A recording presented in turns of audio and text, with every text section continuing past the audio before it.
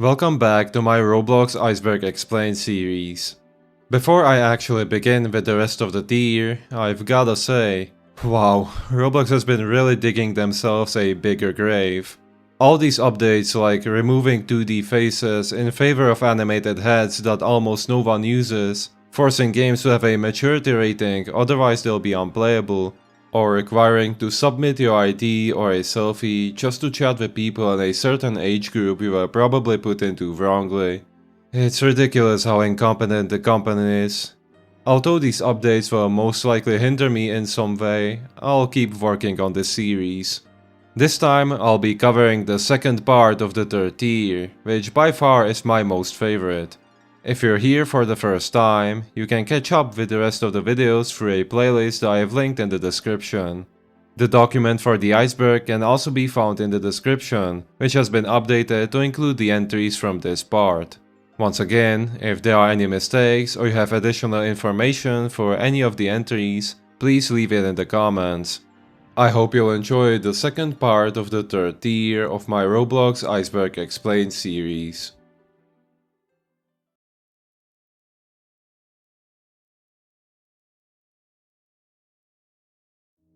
Robloxia. Robloxia is the name often used to refer to the entire world of Roblox. The name has been around since the very beginning in 2006 and is still widely used to this day, mainly by roleplay games like Welcome to the Town of Robloxia. Roblox players are commonly referred to as Robloxians, who are citizens of Robloxia, both by the Roblox staff and players alike. Both terms have been used quite a bit in previous entries, so now you know where they are actually from. Roblox lore. Over the years, Roblox has built up some kind of lore, featuring stories about its initial creation, a war between groups, or Roblox events being tied together. At the beginning of the Roblox blog, there were small passages from fictional books like The Chronicles of Roblox and The Histories by Heroblockus. Heroblockus is likely supposed to be a parody of Herodotus, a Greek historian who wrote the book Histories. The very first blog post from December 6 of 2006 includes a passage from what is probably Book 6, Chapter 203 of the Chronicles of Roblox. In the beginning, there was an empty darkness. The only thing in this void was a black brick, 2x2. 2x2 was the alpha brick, the first. Copied, pasted and recolored a million times, Robloxia was built out of nothing from the images of 2x2. These were the early days. This passage parallels the start of the blog and Roblox itself, as Roblox became open to the public again a few months prior. The next blog post featuring a passage from the books was posted on February 5th of 2007, coming from what is probably Book 8, Chapter 512 of the Chronicles of Roblox. And the secrets of the universe would be inscribed in an arcane language, spoken of only in hushed tones, and known simply as Lua, the tongue of the gods, the vital force underlying all creation. One day it was told that a prophet would come and write a tome that would relate the cryptic ways of Lua to man, that man might learn it and bask in the reflected glory of 2x2. Like with the previous blog post, this passage parallels the blog post, as it's about the old Roblox wiki being refurbished with a new section for Lua, added by the user Mr. Doombringer. You can make the connection with the prophet being Mr. Doombringer, the tome being the Lua section of the wiki, and man referring to users on Roblox. The next blog post featuring a passage was posted on March 11th of 2007, coming from Book 7 of the Histories, written by Heroblockus. The denizens of the realm paid homage to the divine 2x2. They constructed great monuments so that they might bask in his reflected glory. Once again, this passage parallels the blog post, as it's about the Wonders of the World contest, in which users had to build an impressive structure that was either made up or based on a real wonder of the world. The contest only having 4 winners is also a deliberate choice, as is the number of studs on a 2x2 brick, which has deep significance in Robloxian culture, especially with the alpha brick mentioned in the first passage. There were no other blog posts with similar passages, but on October 19th of 2007, a blog post titled Chronicles of Roblox Part 1 was posted. It serves as the very beginning of the Chronicles of Roblox books, written by Mr. Doombringer. The story describes nothing, an empty void, being slowly infiltrated by a light that it wanted to get rid of. The light kept expanding, and nothing couldn't contain it, so it gave up and let the light expand, allowing matter to seep through. Then, nothing shaped the matter until it began to shine. This is where the blog post ended, but Mr. Doombringer shared much of what he wrote for the backstory of Roblox in a forum post from September 6 of 2007. Whether these parts of the story can be treated as canon to the early lore of Roblox is unknown, as they were never published on the blog or in any other official form. Continuing from the end of the blog post, nothing shaped the matter into a black 2x2 brick. It began drifting around a star that nothing had created, and more differently colored bricks started appearing from other stars that collapsed. The bricks eventually clumped together, forming a planet. This planet became known as Icodomos, Greek for builder, the planet of Roblox and where Robloxians live, located in the Whirlpool Galaxy. While Robloxia is more commonly used as the name for Roblox's world, here is a continent on Icodomos. Icodomos has the ability to create base plates that can warp space-time around anything connected to them, and allows Robloxians to create bricks from other bricks. Robloxians can also travel to each other's base plates using what's called the website. There were also borders at the edges of the oceans of Robloxia, and if anyone tried to cross them, they would seemingly disappear. At one of these borders, called the front border, a town called Borderville was established, mainly populated by scientists. For the very first time, someone came through the border, wearing a blue uniform and carrying a rocket launcher. The stranger shot his rocket, starting a war with Robloxia. Mr. Doombringer didn't write anything else after this, but there is some additional lore in the description of the hat, the Necrobloxicon. It has information about 2x2, the alpha brick, and 1x1x1x1, known as 1x1x1x1 or the adversary. It states that 1x1x1x1 was a being from the 4th dimension who vowed to destroy Robloxia due to its 3D-ness. However, 2x2 imprisoned him at the dawn of time, and others seek to free him. Additionally, another blog post and a linked video refer to Robloxians as plastic men, coinciding with Mr. Doombringer calling Icodomos a plastic rock. Despite that, most people make Robloxians bleed anyway. Roblox officially recognized several groups that were some sort of factions or armies, creating numerous gears and items based on them, and writing a short story where a war breaks out between them. The war is detailed in several blog posts from mid to late 2011, with the descriptions of some gears and items giving a bit more context about the war and the factions as well. The war includes the groups Knights of Redcliffe, Roblox's Empire, who control zombies, Knights of the Splintered Skies, Wizards of the Astral Isles, Dark Age Ninjas, Asuna Samurai, and the Emerald Knights of the Seventh Sanctum. These groups are owned by popular users and administrators, such as Stickmaster Luke, Ostrich Sized, and Circus, who wrote the blog posts about the war. The war likely started with the Wizard's Tower being looted of its items. One of these stolen items was a powerful dagger, which creates a zombie of its victims that can then be controlled. It was stolen by a Roblox dev speaker, after which the Roblox Empire used it to send a zombie invasion towards the Wizard Tower. The wizards struggle with the zombie invasion, and hearing of their troubles, the Knights of Redcliffe start marching towards the tower from the center of Robloxia. The Dark Age Ninjas and Asuna Samurai offer their allegiance, with the ninjas going for the highest bounty and the samurai for honor. The Splintered Sky Knights, who are in charge of keeping the peace, descend upon the realm to save the wizards. The Knights of Redcliffe get ambushed by the Dark Age Ninjas, who were sent there by the Robloxians. The wizards, knowing that they are going to lose, up the stakes by using ancient artifacts. Unfortunately, the Wizard Tower and its mighty town collapse, and the ancient artifacts corrupt the minds of some of the younger wizards, allowing them to use cursed magic, affecting the resting place of the strongest wizard, Dracoven. This marks the win for the Roblox Empire, and because of the war, the Emerald Knights of the Seventh Sanctum might need to resurface to bring back stability to the Robloxian world. After the war, the Dark Age ninjas moved towards the south of the Robloxian kingdom for unknown reasons. No other blog posts detailing the war were made after this, but there were some that talked about another group, the alien race Necoticos, landing on Robloxia to claim it as their own after their lands were destroyed by corrupted technology.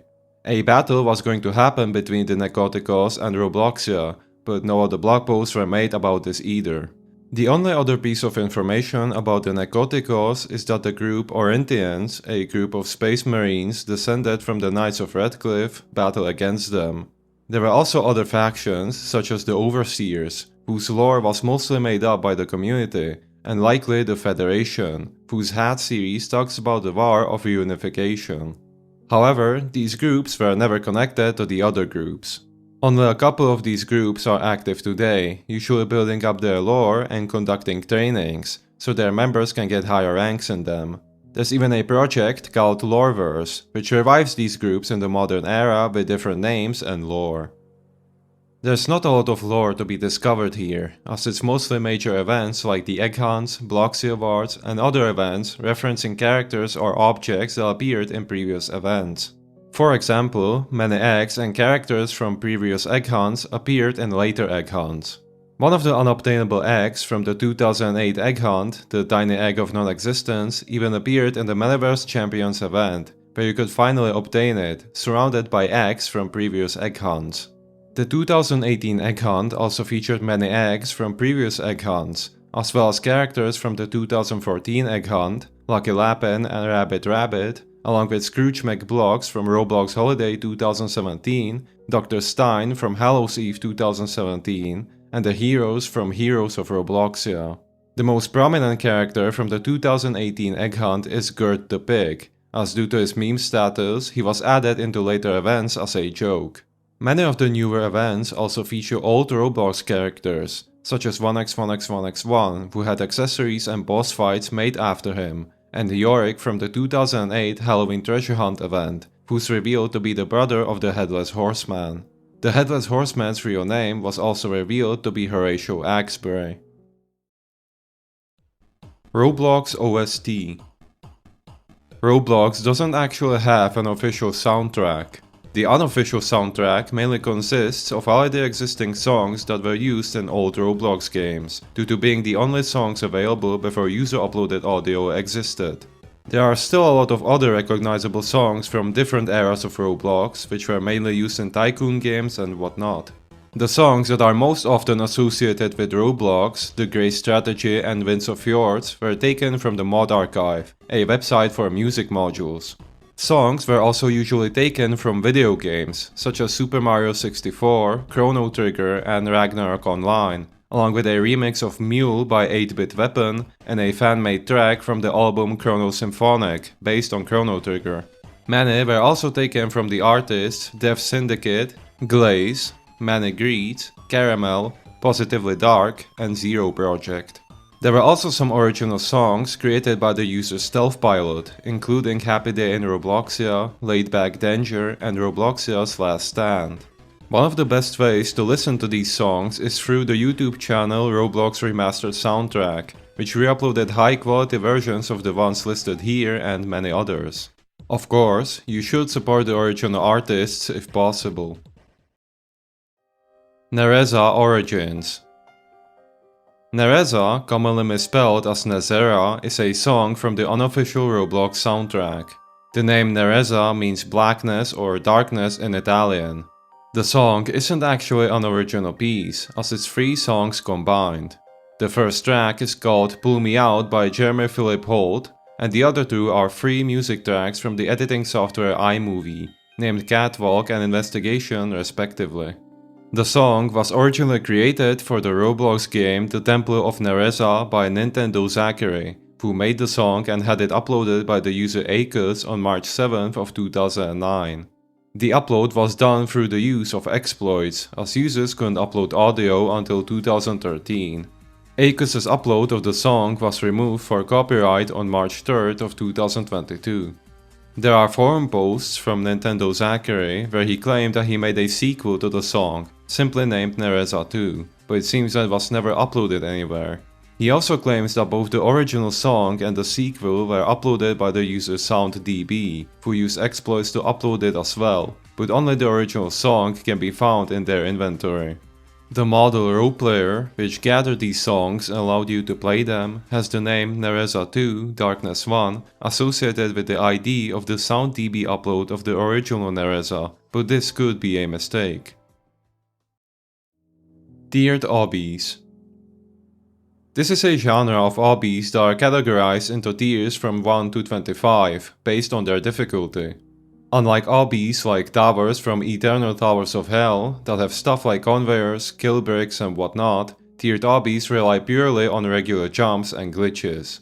Their length and design can also vary from one obby to another. Unlike towers that need to be 10 floors long, use specific materials and be under a specific part count limit. The most popular tiered obbies are Stairway to Heaven, The Final Test, and Tower of Glory, which is just one floor. If you're interested in playing these obbies yourself, I highly recommend a game called Obbymania, which has over 3000 obbies just like this, and it's a pretty good introduction to them in my opinion. Shedletsky became a bot. Since at least 2013, it was common for random players to get trades from the former administrator Shedletsky. However, his trades were pretty bad, with players often getting no profit at all. This entry refers to a theory that Shedletsky used trade bots to send out these bad trades. In turn, players who didn't know much about trading would likely accept them without thinking, mainly because they're getting a trade from an administrator, earning Shedletsky a quick buck.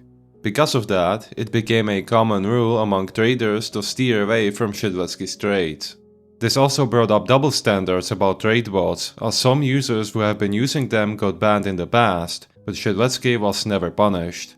Shedletsky has never confirmed if he used trade bots, but there's a very high possibility that he did. No Greater Good and Earl Grey.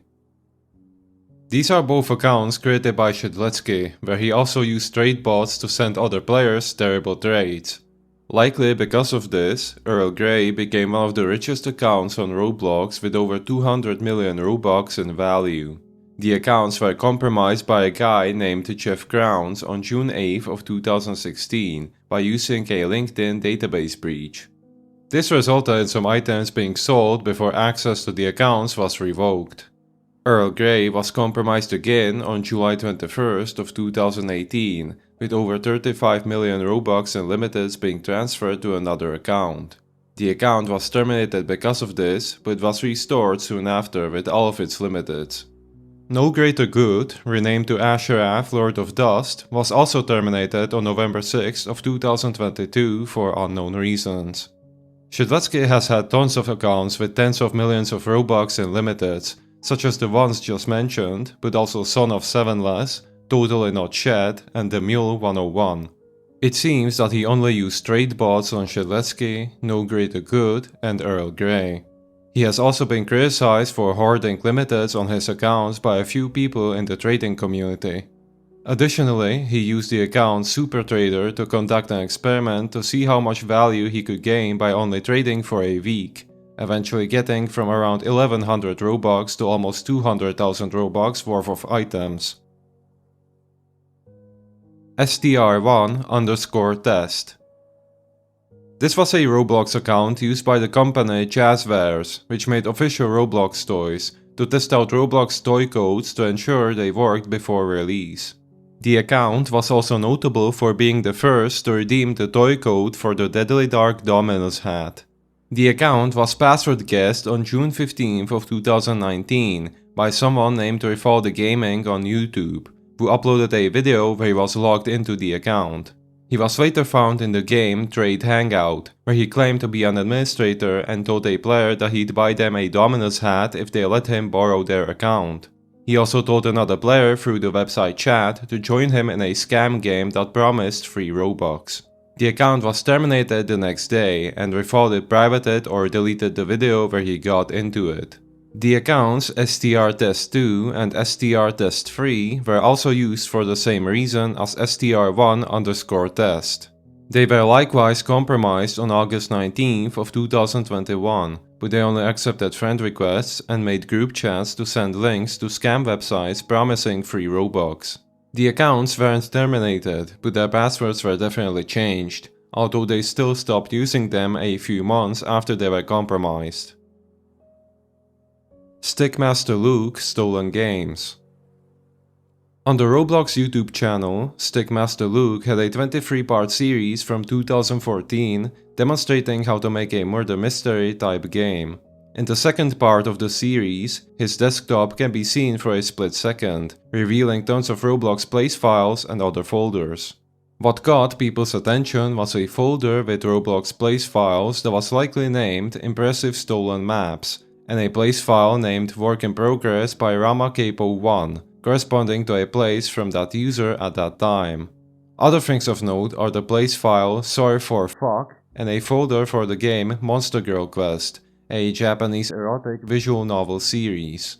After players found out about this, it was posted to the Roblox forums numerous times, although the threads about it didn't get much traction and the incident became forgotten.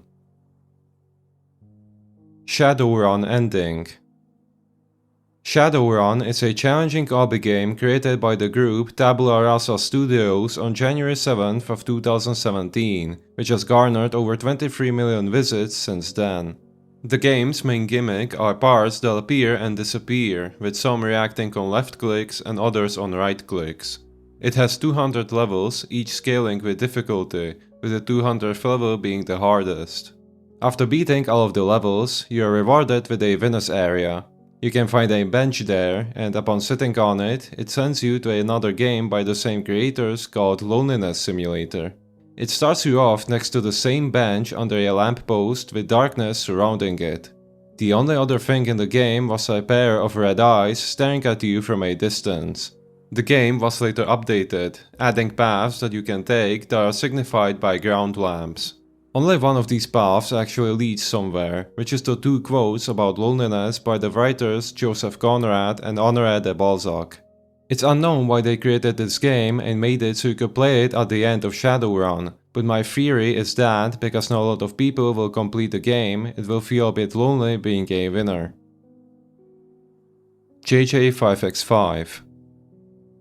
JJ5x5 was a well-known early Roblox YouTuber who joined Roblox on May 15th of 2007 and started making videos in June of that year.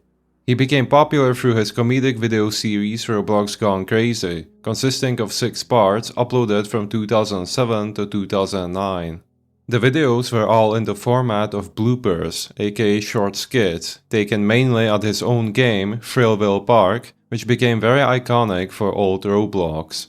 The entire series is likely inspired by Super Mario 64 blooper videos and stick figures on crack from around the same time. The first part of the Roblox Gone Crazy series helped JJ5x5 win the Humorous Video Contest from July of 2007, earning him his signature custom hat, JJ5x5's white top hat, which later became limited. On August 8th of 2010, JJ5x5 uploaded an announcement video in which he stated that his Roblox account got hacked and that he's not going to bother getting it back. Additionally, he says that people should report it, as he'd rather have the account gone than have someone else on it. This also meant no more Roblox videos from him. The person who was in his account was Luigi498, who got into it in July of 2010. Luigi claims that he asked JJ5x5 if he wanted the account back, but he declined the offer by blocking Luigi instead. After this, every Roblox related video uploaded by JJ5x5 was privated from 2011 to 2018. His Roblox account was compromised several more times, including during the 2012 April Fool's incident, likely by McNoobster, and on June 14th of 2015, after he received the verified bonafide Playdefied hat, indicating a new email was attached and verified to the account. Multiple people were accused of compromising his account, such as Zeeksul50, who got 8,000 Robux from the JJ5x5 account, Wassies, who was accused by Zeeksul and claimed that they wanted to online date with her, and Ambient. The player Forestban contacted JJ5x5 through Steam, who confirmed that he didn't return to Roblox. On July 3rd of 2015, the account acquired OBC and started trading away some of its items, including JJ5X5's signature hat. 2 days later, the account was apparently locked down by Roblox administrators, so nobody else could get into it, but there's no proof that's the case. One of the people who said that the account was locked down was not Ashley, who claimed that she talked to JJ5X5 through Skype and played with him when it happened, but it's more likely that she was talking to the person who compromised the account instead. It's unknown who's in control of the account now, but JJ5X5 has never returned to Roblox, although he's active in other places on the internet. Lego Kid. Lego Kid is a model created by JJ5X5 on May 31st of 2008 that was used in his game Thrillville Park and featured in his Roblox Gone Crazy series. Lego Kid is a simple Robloxian model that responds to specific chat commands. The commands start with the prefix Lego Kid, after which you can type several commands for animation, equipping weapons, and some other miscellaneous commands. Lego Kid isn't actually an original model made by JJ5X5. He most likely took it from the user Lego Kid, who created a now content deleted model named Lego Kid Me as a Robot on June 23rd of 2007. However, this one isn't original either, as it's simply a reskin of a robot model created by the user Mike in early June of 2007, which behaves exactly the same as the Lego Kid model. In the last version of the robot models, there's a note in which he states that they are only half finished and that he was going to add more commands to them, but he was fed up with working on them, so he released them as is. Due to Roblox updates, some of the commands no longer work on any of the models. R92. R92 is a notable player from the early days of Roblox, specifically in 2007 and 2008. He joined Roblox on November 30th of 2006 and almost immediately became a popular player because of his games and his YouTube channel Studio R, both of which he worked on with his friend R14. He won in several Roblox contests, such as the Spooky Building Contest in the category Scariest Monster and the Domino Rally Building Contest, where he won Lifetime Builders Club and his iconic hat, the Domino Crown. Because he constantly won in these contests, many players thought that they were rigged. On his YouTube channel, he had a comedic video series called Idiots of Studio R, which was most likely inspired by JJ5X5's Roblox Gone Crazy series. It amassed over 300,000 views before the videos were privated. One of his most popular videos that's still public is Top 10 Ways to Die in Roblox, with over 800,000 views, which won the Funny Movie contest. He also planned to make a video series named Rovar, but only one chapter was released before the series was discontinued. There were attempts by others to revive the series, such as a reboot from around 2012 that was being made by the users SharpTH and BlabVoid. The reboot was even featured on the Roblox blog, stating that they collaborated with many users to create a fully fledged script and original soundtrack, and enlisted developers and VFX artists. Work on the reboot was halted in November of 2013 due to many different factors, before it was eventually discontinued as well. R92 has had several alternate accounts, such as WWC R92, used for the Wonders of the World contest that he won in, and the Roblox Museum account that he created on March 14th of 2007, where he made a museum full of old Roblox builds and players. It was even featured on the Roblox blog at one point.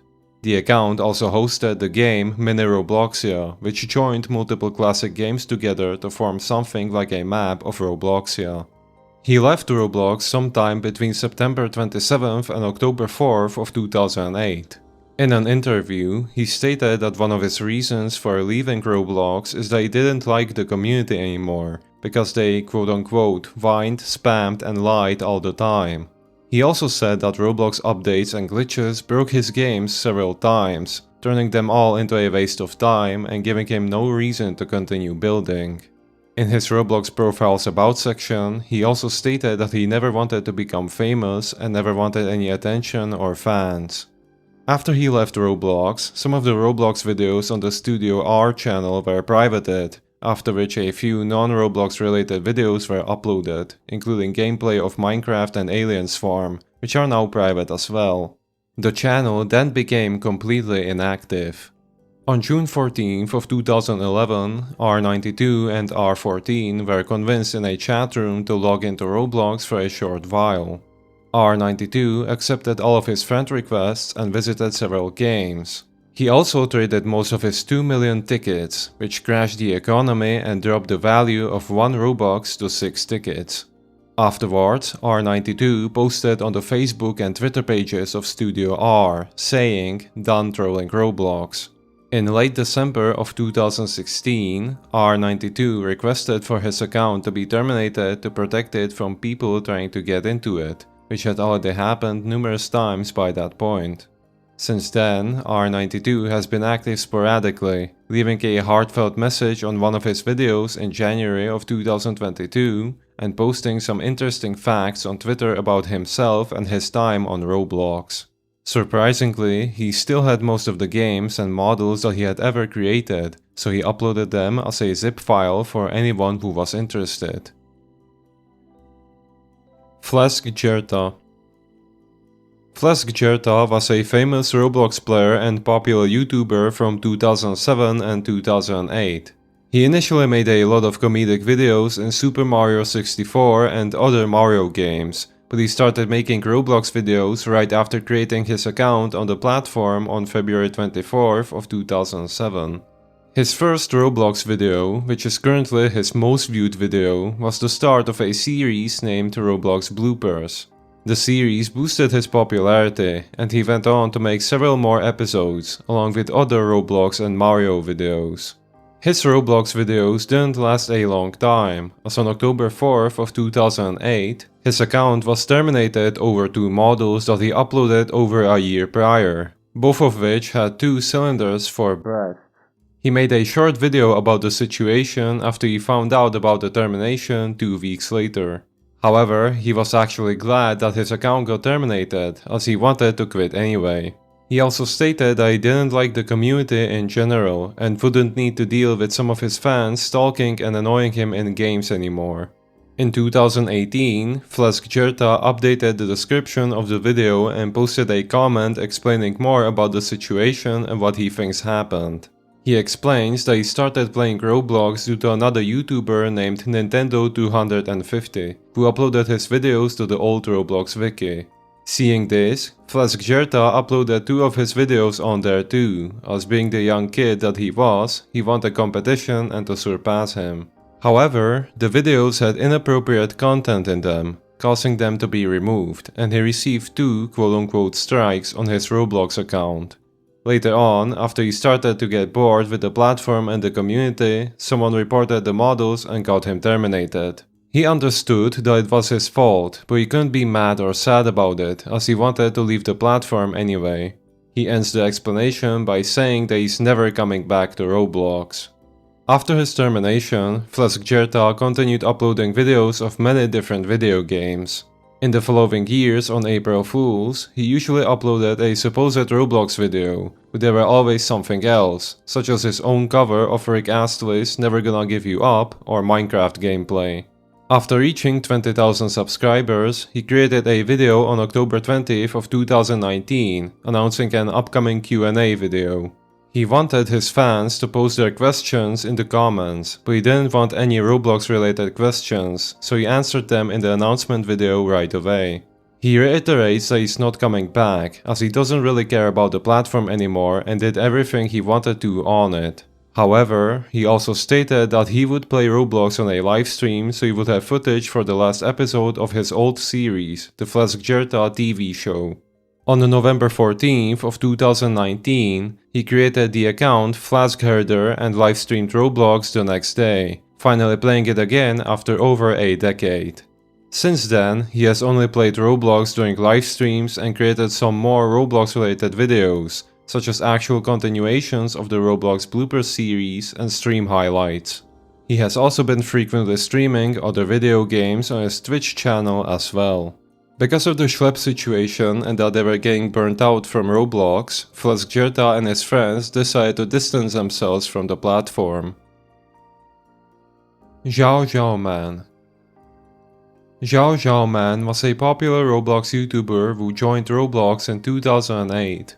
He was known for many of his Roblox-related series, such as Roblox Burnout Madness, a blooper-style series with cars, recorded at the game Need for Speed Burnout Edition. Roblox God of War, an unfinished series where Zhao Zhao Man and two of his friends go on a journey based on the video game of the same name. Roblox Fun Facts, a satirical series of fun facts about Roblox, most of which are lies or half-truths, with charisma shenanigans in the background.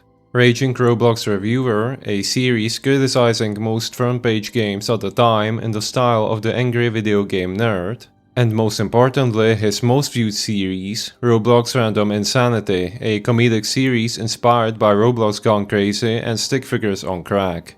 Roblox videos became scarce at one point, as he didn't care about Roblox much anymore and was making videos about source games instead, such as Garry's Mod and Team Fortress 2. On his Roblox account, he created the game Dry Bones Arcade, which garnered over 200,000 visits. He also ran a Roblox-related blog called Zhao Zhao Man's Website of Roblox History, which he maintained from October of 2008 to August of 2010. On August 11th of 2020, his Roblox account was terminated after he fell victim to a scam that required sending his .roblox security cookie.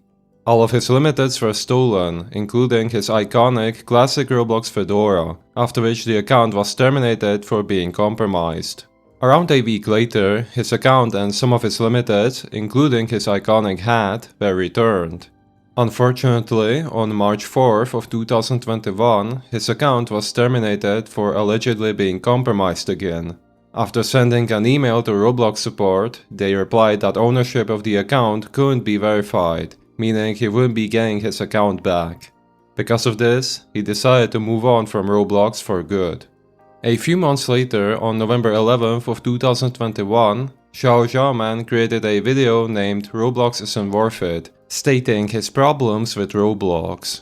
In summary, he explains that Roblox games aren't made for fun anymore, but for profit, which is why people usually make copies of all the existing games, or games following the same simulator or clicker format instead of making something original. He also states that developers were screwed out of their money during the 2021 outage and that Roblox takes around a 75% cut from developers. All of these reasons, along with him stating that the Roblox he knew and loved is long gone, contributed to him being indifferent about his account being terminated.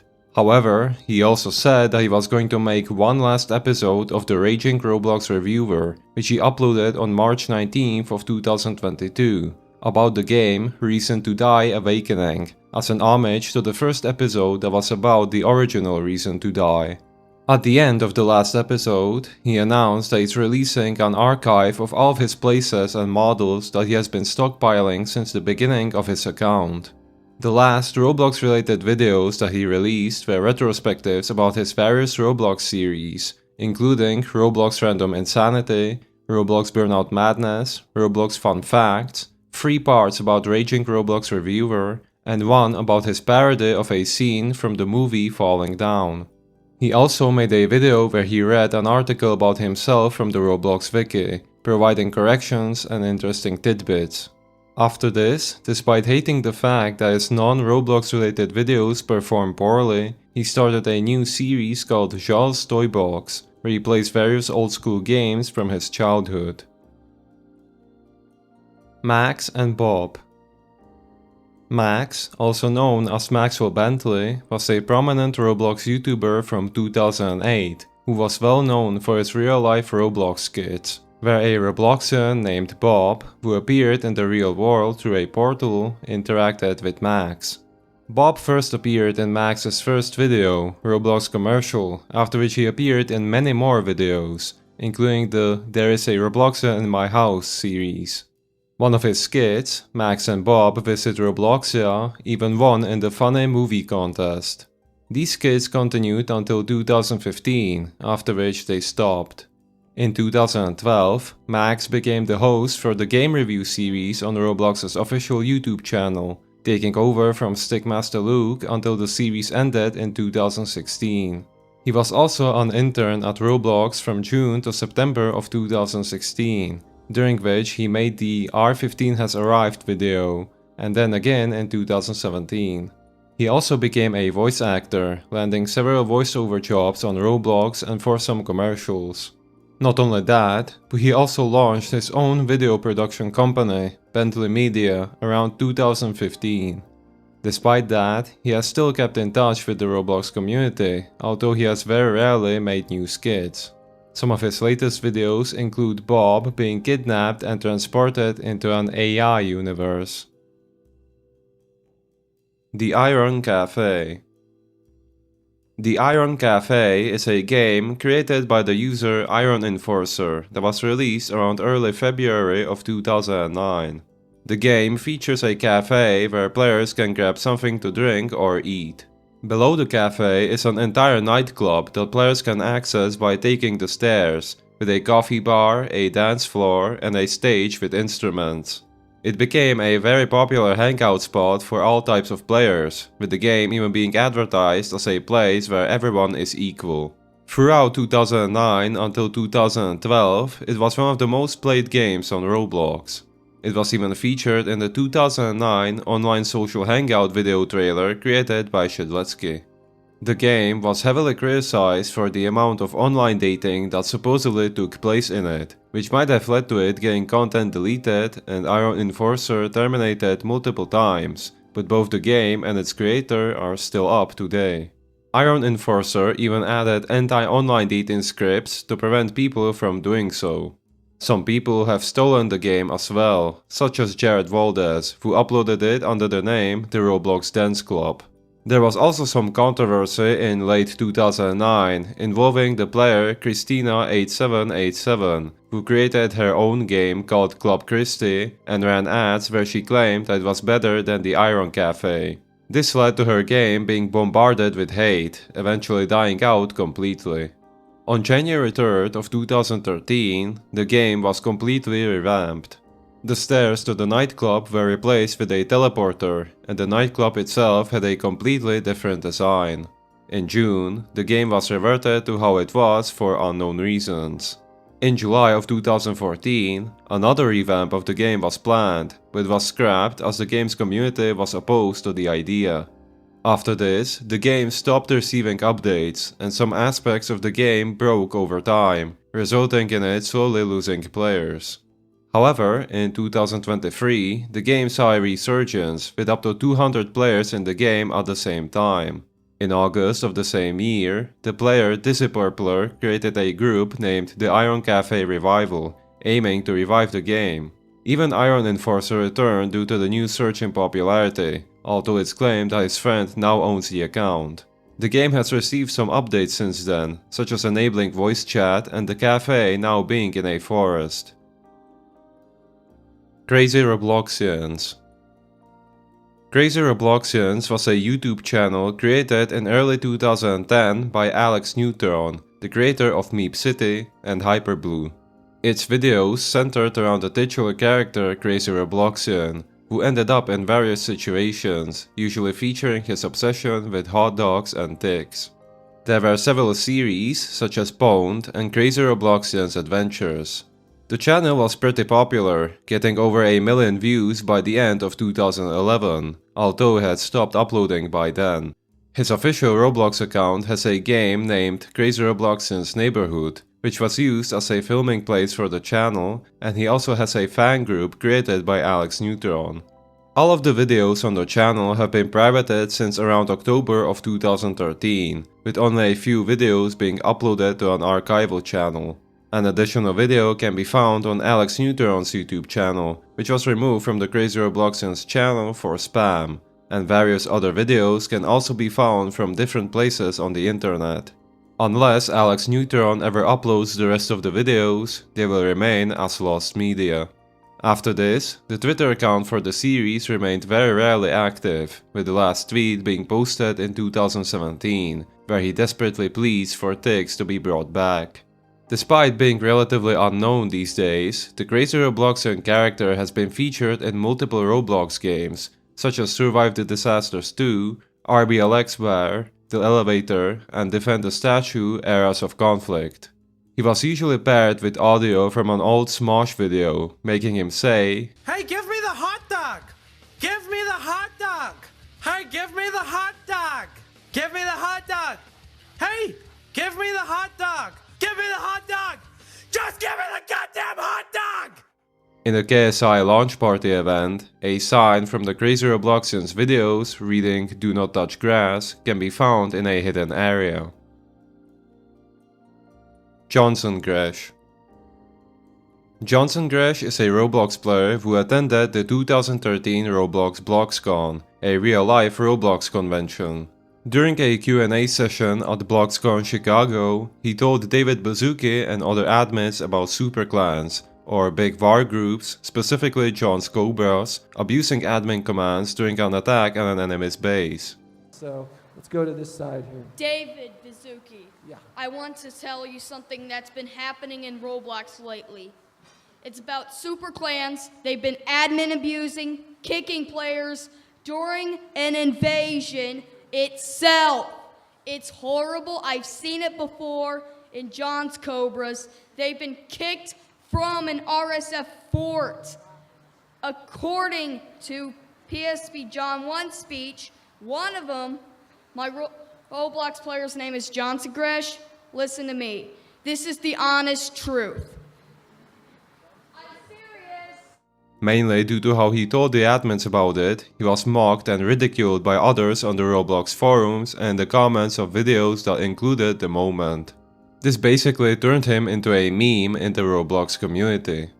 It's unknown if it was actually him, but on August 25th of 2021, he made a surprise visit to a Roblox thread on 4chan's multiplayer video games board, providing proof of being logged into the account and stating that he hasn't logged into it since 2018.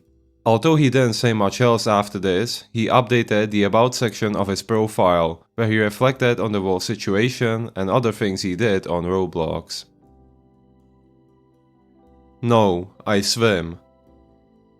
During the same Q&A session at BloxCon Chicago, a player by the name of Thunder1222 asked, "Do you even lift?" to David Baszucki, which was a meme popularized in 2011. The left side. 1222. And my question is, do you even lift? Do what?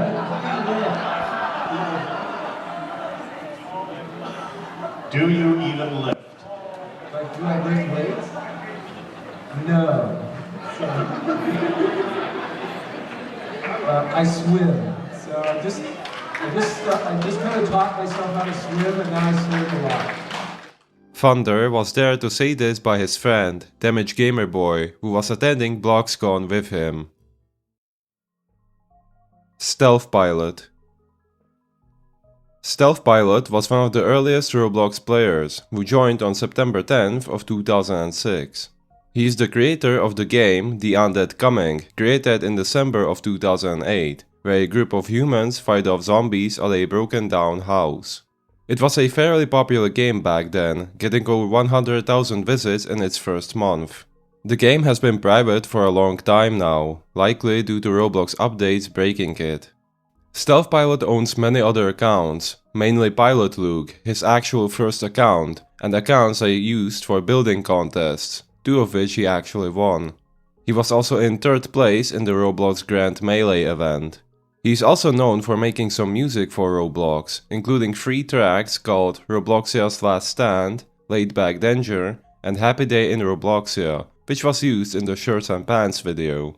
He became a forum moderator and image moderator sometime in September of 2007, eventually becoming a super moderator and later an administrator. The account was compromised during the 2012 April Fool's incident by an unknown user, who messed around with the admin panel and kickstarted the entire incident. After the incident was resolved, Stealth Pilot got his account back.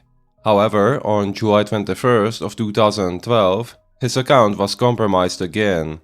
He and the moderator Heavy Rain began making posts on the forums, claiming that the perpetrators of the 2012 April Fool's incident would return on the 25th. Both accounts were banned minutes later, and nothing happened on the day the perpetrators were supposed to return.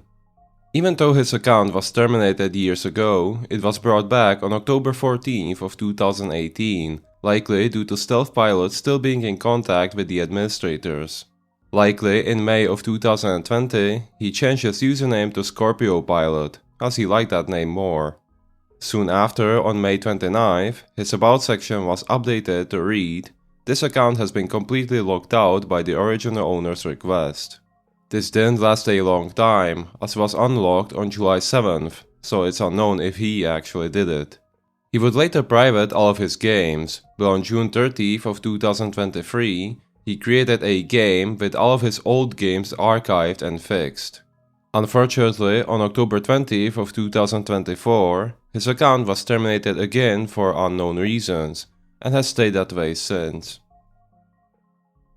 Dracobloxers. Dracobloxers are monsters from the game built to survive Dracobloxers by the user Papa Smurf. They are somewhat reminiscent of dinosaurs with a regular Robloxian head. The game itself was created on July 22nd of 2008, and it instantly became popular, garnering over 6 million visits and popularizing the build-to-survive genre of games further. Players had 330 seconds to build anything from various blocks on the map.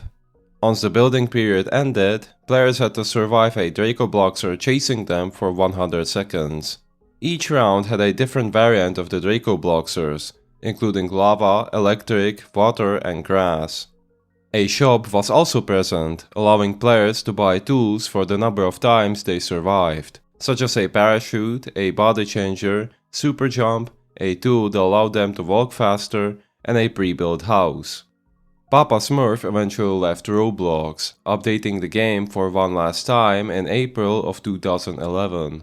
His account would be compromised sometime in July of 2021, with any places having to do with build-to-survive Dracobloxers being changed to only include slurs, which likely got the original game content deleted.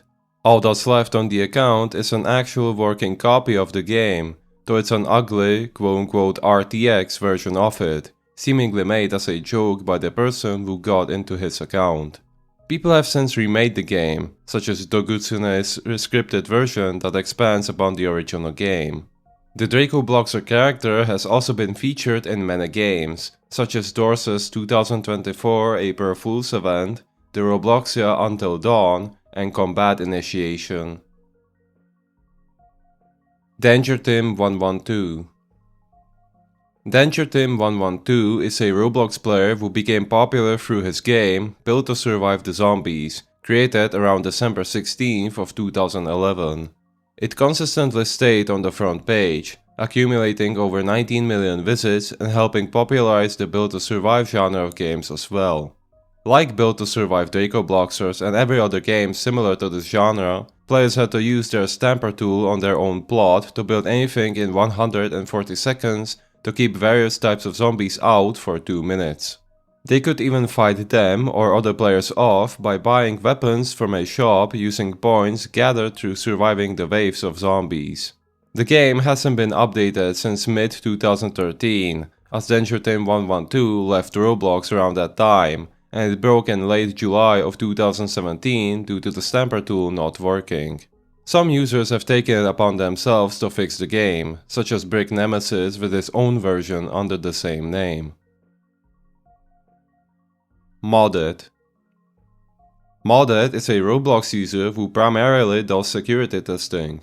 He has reported several Roblox website vulnerabilities involving cross-site scripting, which led him to get rare hats like the Red Bandit top hat and various types of the Boss White hat, along with the Banhammer gear. He sometimes wears the boss fight hats together, as they emit sparkles when worn. He is good friends with the user Merely and even moderates his game, Trade Hangout. Most of his cross-site scripting vulnerabilities were related to renaming places and groups to show browser alerts. He also discovered some player profile vulnerabilities sometime in early November of 2014, where he could change text and images.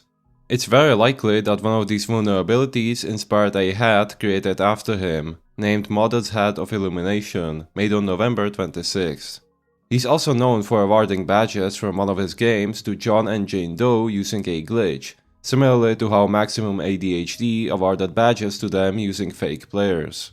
Based on his HackerOne profile, a website used for reporting bugs and vulnerabilities to companies, his last reported bug to Roblox was on February 25th of 2022. Draco Swordmaster. Draco Swordmaster, known in real life as Edward Yamud, was one of the earliest Roblox players, who joined on September 12 of 2006. He was relatively known in the community back then, and is known today for uploading some of the earliest Roblox videos and for supposedly being responsible for the 2012 April Fool's incident. Edward uploaded at least 3 Roblox videos, but his very first video was lost as it was uploaded to the defunct video hosting site Google Video. Thankfully, in July of 2021, it was retrieved from there and archived. His first 2 Roblox videos were uploaded to that site in the middle of November of 2006. Along with the Draco Swordmaster account, he also owned the account Draco Axemaster. In 2008, Edward gave the account to his brother, Lawrence Yamud. He used it until 2010 before being persuaded by the player Austin5555 to give the account to him, which led to all of Edward's Roblox related accounts being taken, along with the account Sirloin, as they all shared the same password. Austin then began posing as Draco Swordmaster, which he kept up for years. Draco Swordmaster has been called a hacker for a long time due to supposedly being responsible for the 2012 April Fool's incident, but this isn't the case. The original account owner, Edward, wasn't even present at that time, as Austin or someone else was on the account during the incident. Whoever was in the account only unbanned Minish, after which the person told the player Rush Hour 3 that they were Draco Swordmaster through Minish. Rush Hour 3 was then added to a party chat with Sirloin, likely controlled by the same person, who said that he was Minish and, in turn, Draco Swordmaster. The Draco Swordmaster account was terminated months later, likely on October 20th of 2012. Austin then claimed that his account was Draco Swordmaster's new account, renaming it to Draco Bulletmaster as early as January of 2016. He pretended to be Draco Swordmaster on this account until it was terminated on January 22nd of 2021. The About section of the account stated that he had a new account called Draco Swordmaster V1, where he accepted friend requests, though now it's inactive. On June 30th of 2023, the original account owner, Edward Yamud, returned with a vlog addressing his Roblox fans. He briefly talks about the history of his Roblox journey, though interestingly, he says that he was the one who gave the account away to Austin, not his brother, and that he owned the account Draco Bulletmaster. He continues, saying that he hasn't played Roblox in over 10 years, but if his channel gets big and people like his Roblox content, he might consider making Roblox videos for the lulz. Otherwise, he's going to make short vlogs and films.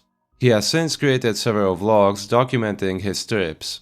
On January 8th of 2024, he released another video about Roblox, in which he answers some questions from fans. He explains that he wasn't a part of the 2012 April Fool's incident, which he only learned about years later, and that he doesn't have any old Roblox files as his computer has been replaced numerous times.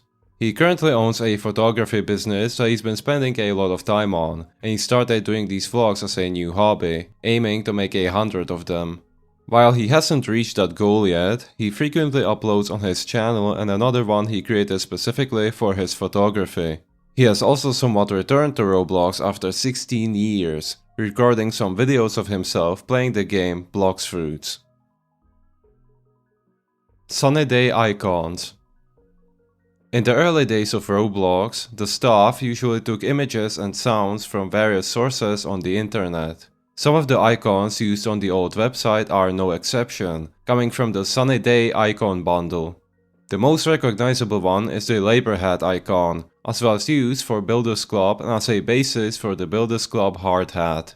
Other ones include the smiling emoji icon, used for the Reese's Codex hat, and some miscellaneous ones like the engineering, bomb, and graduation icons. Samakado. Samakado was a popular Roblox developer who joined on February 16th of 2008. She became popular through her zombie fighting game, Darkness, which had an interesting twist, as it utilized a script by the same name that limited your view to a certain distance. While it doesn't seem that interesting or unique today, it was made before fog was added to the Roblox engine. She later went on to create the horror game Seeds of Darkness, where the Darkness script really excelled, further increasing her popularity. The game was uncopylogged on July 19th of 2014, as the game was heavily broken, with the Darkness script being completely removed from the game. The script was uploaded by Samakado herself, but the scripts inside were obfuscated so that people couldn't steal them. This completely breaks them in modern Roblox, though it's fairly easy to de-obfuscate and get working again. Samakado owned a group called Samakado Studios, which doubled as a fan group and a project group.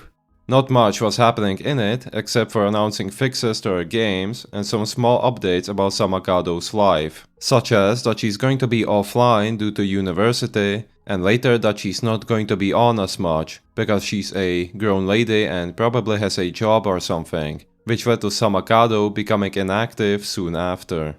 Her account was compromised on April 21st of 2022, leading to almost 6 million Robux in limiteds being stolen.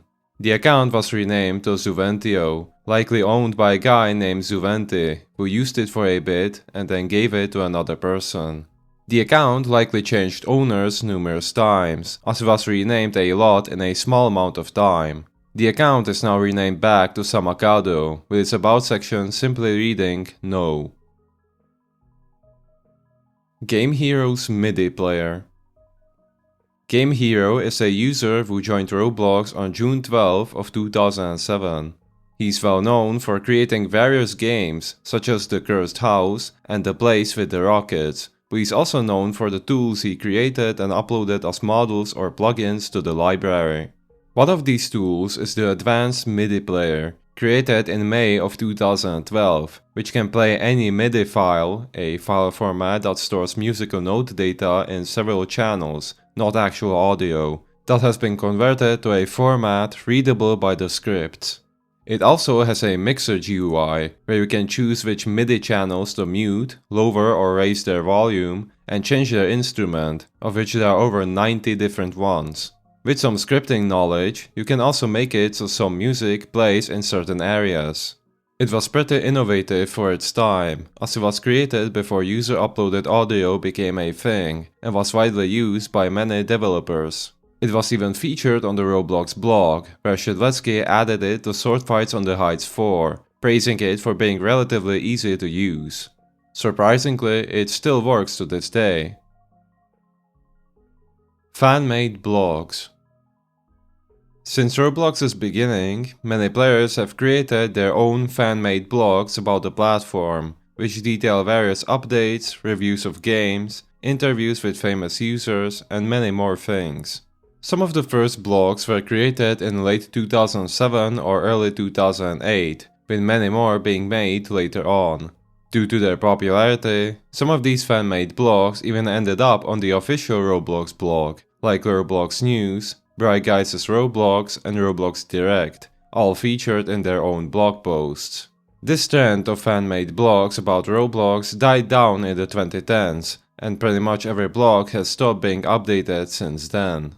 I've managed to find a lot of these blogs, and I've linked all of them in the document for the Iceberg, which can be found in the description. The Roblox Review. The Roblox Review was an online Roblox magazine created by the Roblox player PC Wiener with help from other players, such as Akes, Totti, Sirloin, and Kman786. The magazines consisted of articles about various Roblox-related topics, paid advertisements of games, interviews with popular users, game reviews, and even a guessing game, a word search, and a short comic at the end. There were only 2 issues, with the first one being released on October 28th of 2007 and the second on February 4th of 2008, split into 2 parts. Roblox even made blog posts about it when issues of the magazines were released. It also had a website, though not much has been salvaged from it. There was going to be a continuation of it based on another website, but it was scrapped before any issues were released. Kiseki CTF. Kiseki CTF is a classic capture the flag fighting game released on July 4th of 2008 by Clockwork, a former administrator, and Konix, a former forum and image moderator. The game features 12 classes, each having a unique way of being played, with one being unfinished and another only available to special people. Each class has an active and a passive ability, a primary weapon, and another weapon from the class's weapon pool. Many of the weapons had custom sounds and meshes uploaded by Clockwork due to its administrator status. Every time you respawned, a different class would be assigned to you, unless you bought and wore a t-shirt for a specific class. For more advanced players, there were also personality bands, which modified the characteristics of the player's character. Depending on which ones you bought and wore, they could raise or lower damage taken and dealt, speed, and jump power. Another unique thing about Kiseki was its map rotation cycle. After a vote and a couple of weeks, the map changed to the one that was voted on. Some of these maps were created for Konix's Kiseki CTF map contest, which was held as he feared that the original map, Othello, was getting repetitive. Kiseki CTF's release was announced on the Roblox forums, where the forum post was edited when new updates were released. The post was then apparently content deleted and was shortly after edited to feature a now defunct website with information about everything on the game, ranging from a general guide to explaining each class and listing maps. It was considered one of the best games at the time, but unfortunately, the website and the game stopped being updated sometime in late 2009 to early 2010, leading to it becoming broken. Despite the game being dead for over a decade, there have been projects that have remastered or fixed it, such as Kiseki CTF Plus, a full-on remaster, later continued as Shin Kiseki and then as Project Miracle, and Miracle CTF, which is a remake that keeps the original spirit of the game. The old Kiseki CTF wiki even mentions a project by Clockwork called Miracle, which was apparently Kiseki CTF as a standalone game, but it never came to fruition. Flybug.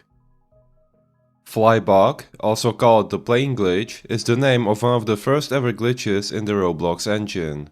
It was most likely first found on November 21st of 2006 by the player Rox25, who uploaded 2 videos about this glitch to Google Video. This glitch allowed anyone to fly in the air by attaching a part to their torso and then simply walking forward. It was only possible before animated characters were implemented, and was fixed when they were released in early January of 2007.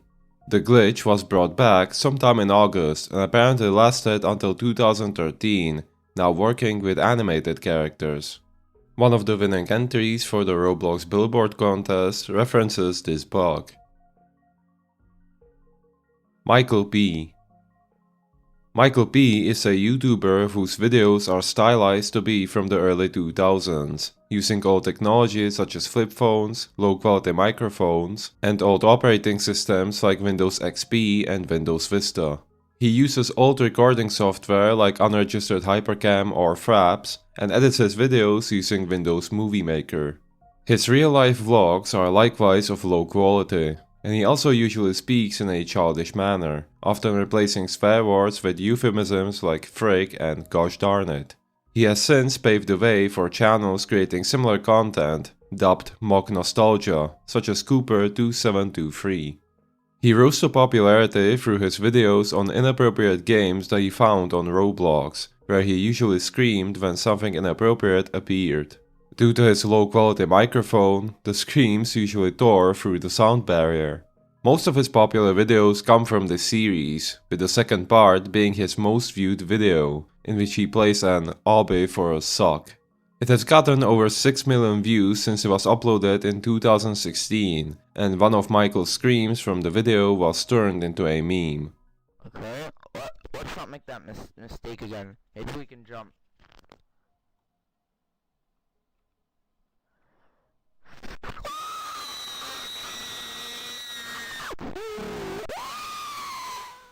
He hasn't made any Roblox related videos since August of 2018, as he instead switched to making vlogs and videos about other games, sometimes featuring his friend Alex. Sometime in January of 2021, all of his inappropriate plays videos were edited to blur the inappropriate content.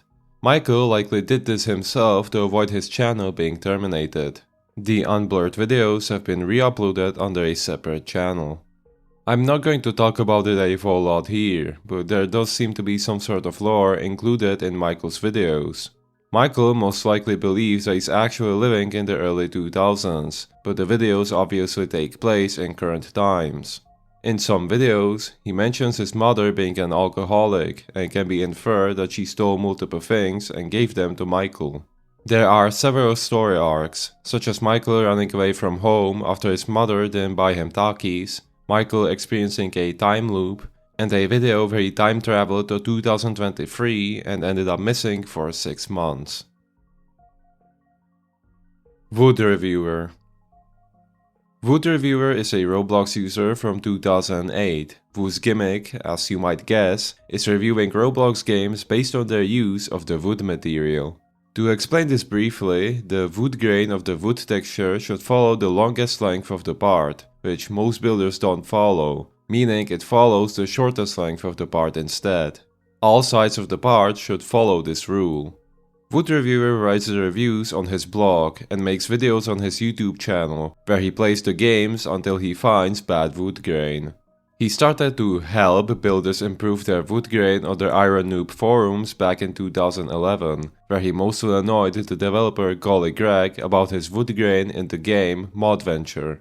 With the start of his blog in February of 2016, he's now doing this for most of the popular games on the platform, including the 2018 Egg Hunt, on which he has done 16 posts. He has become somewhat of a legend in the Roblox community, being referenced in various games, such as in the hub for the Hunt First Edition event, Sword Fights on the Heights' Abyss, or Santa's Boat Ride. He even had a toy based on him, where he holds a cane. People have also become inspired by him, so similar reviewers have appeared, with the most notable being Stud Reviewer, followed by CSG Reviewer, Follower Reviewer, and Metal Reviewer. Dushu. Dushu was a Roblox game developer well known for his classic games Hide and Seek XL, Living Spaces, and Freeze Tag, each with around 15 million visits. They were created a few months apart, December 22nd of 2009 and February 28th of 2010 respectively. They have long been abandoned due to Dushu getting terminated in 2012, resulting in them breaking due to Roblox updates and filtering enabled. Freeze Tag was updated in 2017 to apparently fix these issues, despite Dushu still being terminated. Hide and Seek didn't get the same treatment, but luckily people have made fixed versions. After his termination, he supposedly continued playing Roblox on an alternate account named Lightwolf69, which was recently terminated as well in 2024 or 2025. More recently, in August of 2025, Dushu returned by posting new community posts to his YouTube channel, announcing that he's working on a new Roblox game under a new alias. He even posted teasers, though they are all unfortunately AI slop. It's unknown if this is actually him or if someone was able to get into his YouTube account and pose as him. Holiday Magic. Holiday Magic is a cancelled event that was supposed to start on November 13th of 2018 and end on January 2nd of 2019. It was going to be an extra long event with extra prizes, but it never happened and was replaced by the Aquaman and Action events instead. Even though a dev forum post in which the event was mentioned said that the dates are subject to change, the event was never rescheduled and no reasons were given for its cancellation. Many players were left disappointed, as it was unlike Roblox to skip over seasonal events, though some claim that they did so due to the bad reception of the 2017 holiday giveaway and Roblox holiday events. Roblox Spotlight. Roblox Spotlight was a series of blog posts on the Roblox blog in which popular users were interviewed about their games, models, or any other creations. They were pretty infrequent, with some being posted between July of 2012 to March of 2014, then from October of 2015 to April of 2016, though these focused more on reviewing games. Lastly, they shortly returned with 5 new blog posts throughout 2018 to 2020, focused on popular Roblox YouTubers. Condo games. Condo games are essentially advanced sex games that are fully scripted, unlike older ones that only had primitive morphs. They started appearing very frequently around the middle of 2020, and unfortunately, they've continued into the present day. They get taken down very quickly, usually within minutes or hours, but some manage to slip through the cracks and stay up for months.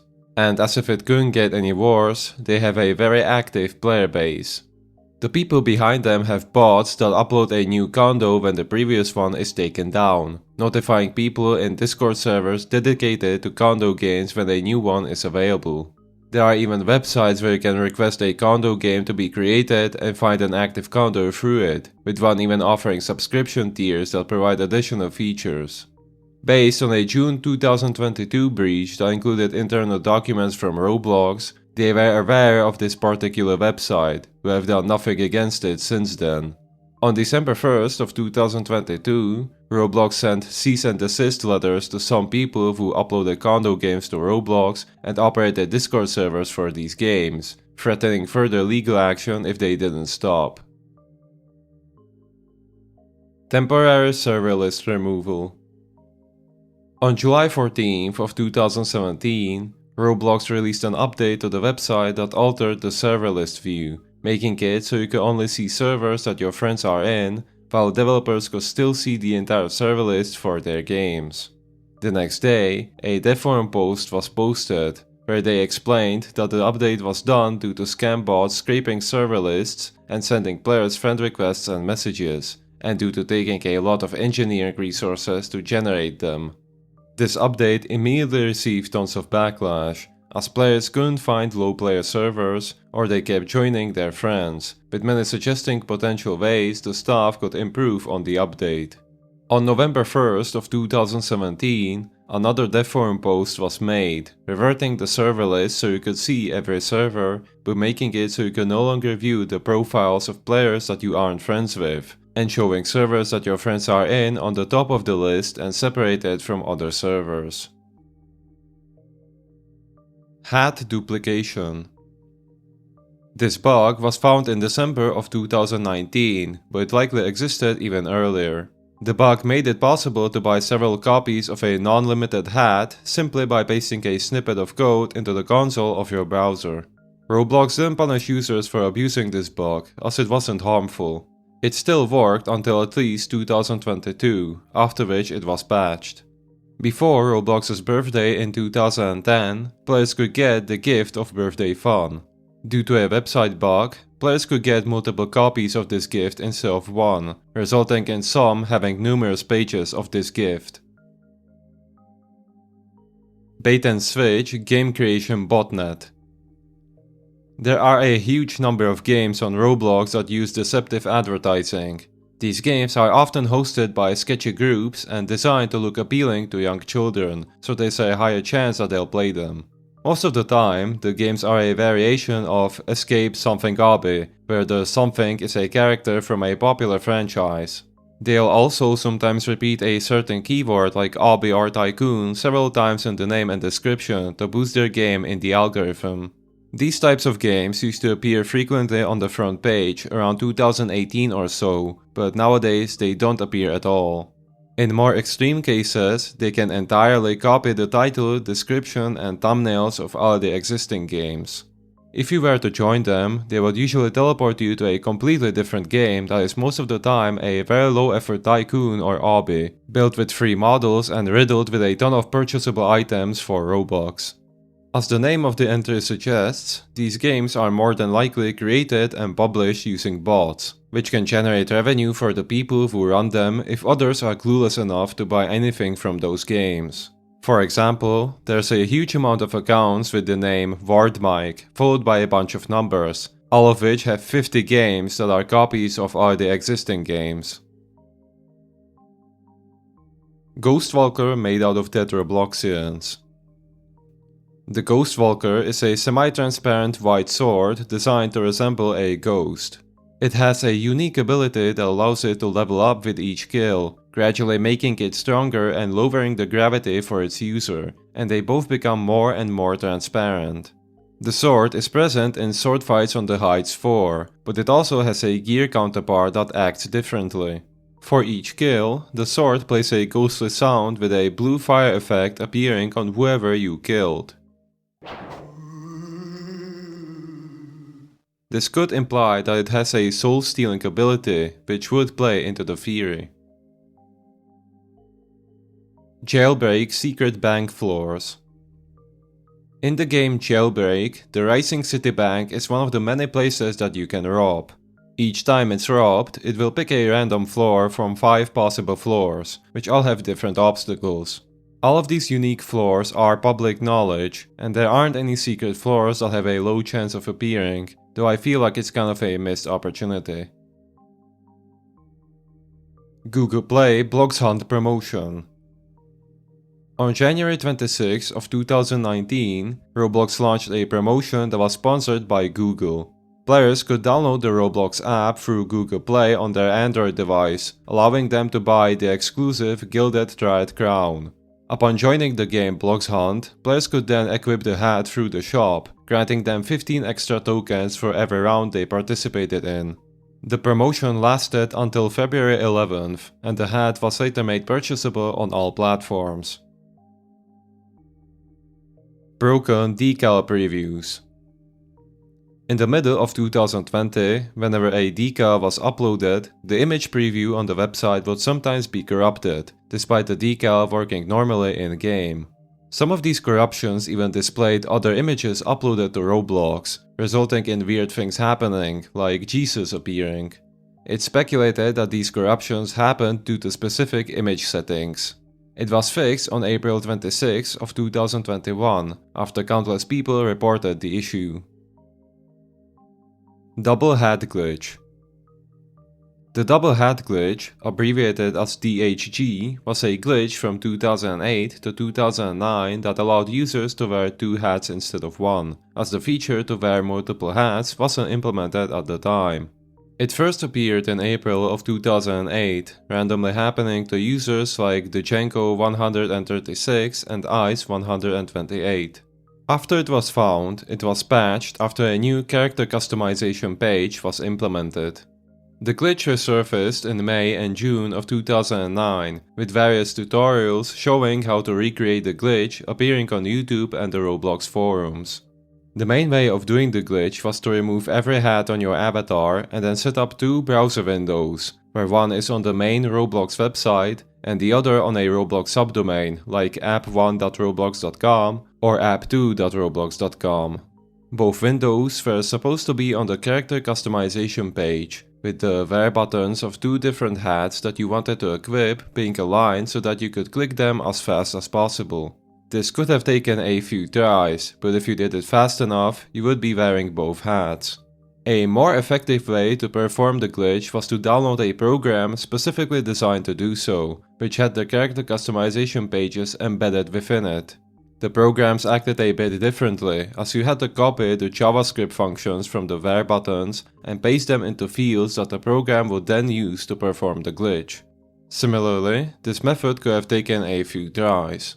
Many of these programs had viruses hidden in them, and it got so bad that even Mr. Doombringer had to pin a thread in the subforum Roblox Talk, warning players not to download any of them.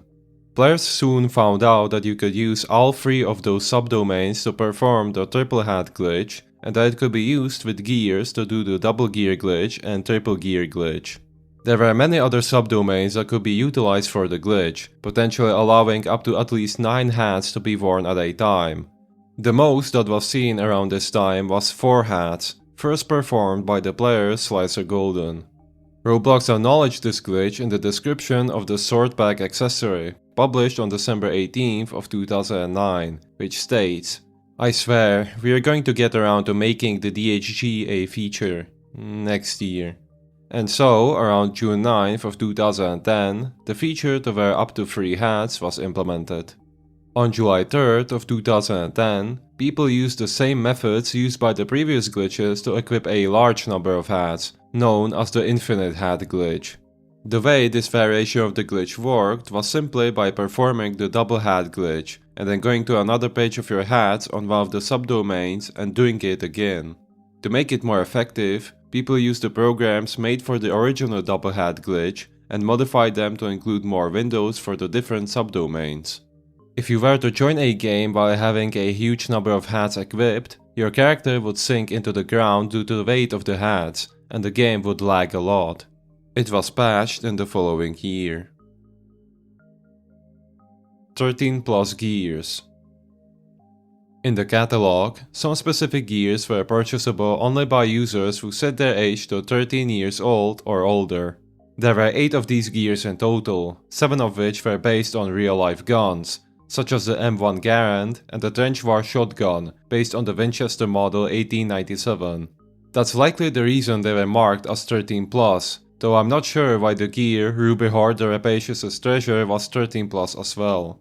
This restriction was later removed on July 3rd of 2020, meaning users under 13 years old could have finally purchased these gears, before they were all made off sale in November of 2022. Gentleman's Spring Hat.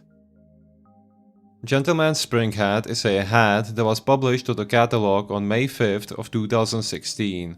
It could have been purchased for 100 ticks, but this was after ticks was removed. Many players thought that this was a sign that ticks is coming back, but the price was corrected to 100 Robux, confirming that it was a visual bug.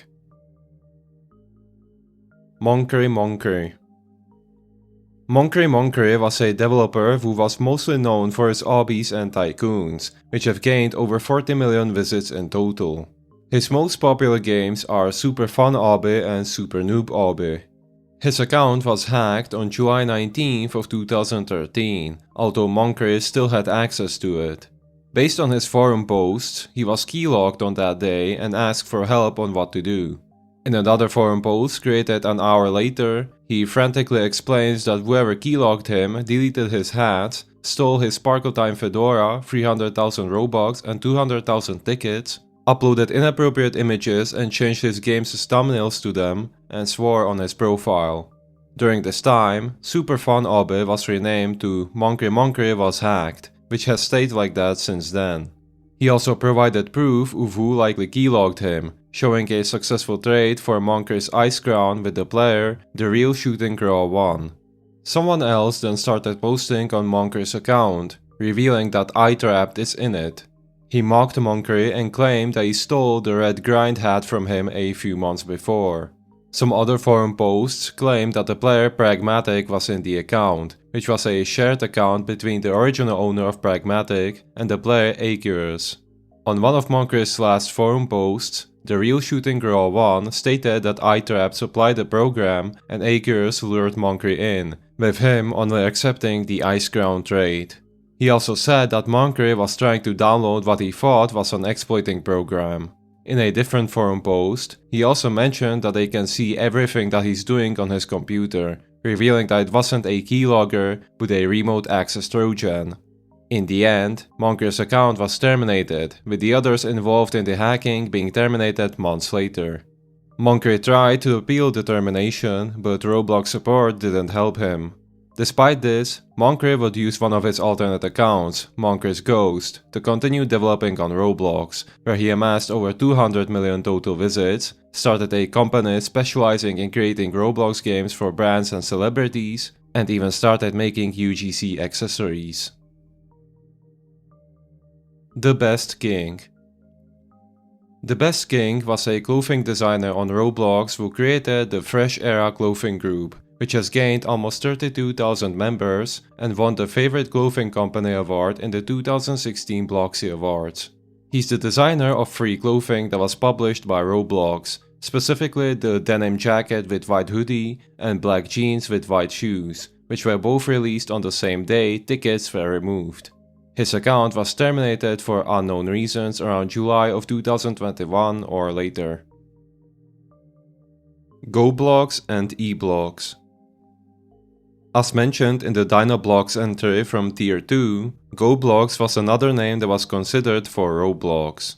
This name could be seen in the browser window name of a mock-up that David Baszucki used in his presentation about Roblox at the 2013 Roblox BloxCon. The websites goblocks.com and goblocks.com with an X were both registered on December 2nd of 2003 by the Roblox Corporation, which now both redirect to the Roblox website. Based on this information, they likely came up with the GoBlocks name before DynaBlocks, as the domains for DynaBlocks were registered 10 days later. GoBlocks with an X was already registered in late 2002, but it was for a different company. Due to their names, many people thought that the logo for this company was an official logo for an early version of GoBlocks, but this isn't the case. People have also found an even earlier name that was probably for Roblox through an archive of David Baszucki's personal website, dated to October of 2003. Among companies I was involved with at the time, one is listed as eBlocks, a stealth mode video game company. Whether this is an even earlier name for Roblox is unknown, as it was never confirmed, but it's very possible as the time frame aligns with the development of early versions of Roblox, and Roblox was also in stealth mode in 2005. Interactive Physics. Interactive Physics is a 2D physics simulation software originally released for the Macintosh Plus in 1989 by the company Knowledge Revolution, founded by David Baszucki, his brother Greg Baszucki, and Eric Castle. The software was used to teach students and regular users about physics in 2D space, where users could easily create objects by drawing them, add springs, dampers, ropes, and joints, and measure attributes of objects such as velocity, acceleration, momentum, and energy. The software was incredibly successful, selling over 1 million copies, winning multiple awards, and being translated into 9 different languages. David Baszucki even mentioned that it was a massive influence in the creation of Roblox. Afterwards, they went on to create Working Model, another physics simulation software, this time in 3D. Knowledge Revolution was then acquired by MSC Software in December of 1998 for $19 million. David Baszucki would leave the company in 2002, going on to create the first versions of Roblox in 2003, and then the rest is history. Party Chat System. The Roblox website chat had a party system that was introduced on June 22nd of 2011. A player could invite their friends to a party, where they would be the party leader. Whenever the party leader joined a game, everyone in the party would join it at the same time, with Roblox automatically finding a server that would fit everyone from the party. This proved troublesome, as players could be forcefully disconnected from whatever game they were playing and join the party leader's game. Players could only be in one party at a time. If they joined another party while already in one, they would leave it. On October 15th of 2015, the steps for making a party were slightly changed with the release of a new design for the website chat. Instead of creating a party, you would now create a group chat, with the option to create a party available in the group chat settings. On April 30th of 2018, the party chat system was removed and replaced with new features, such as pinning a game in the group chat and have any game your friends are playing appear in the group chat, along with a button for quickly joining them. People didn't like this change, as it made it much harder to play with their friends now. On December 2nd of 2024, parties were reintroduced, still working the same way, except now they also function with voice chat, and developers can customize the experience of their games for people playing in a party. The feature can also be limited or turned off as part of parental controls. Teletowers.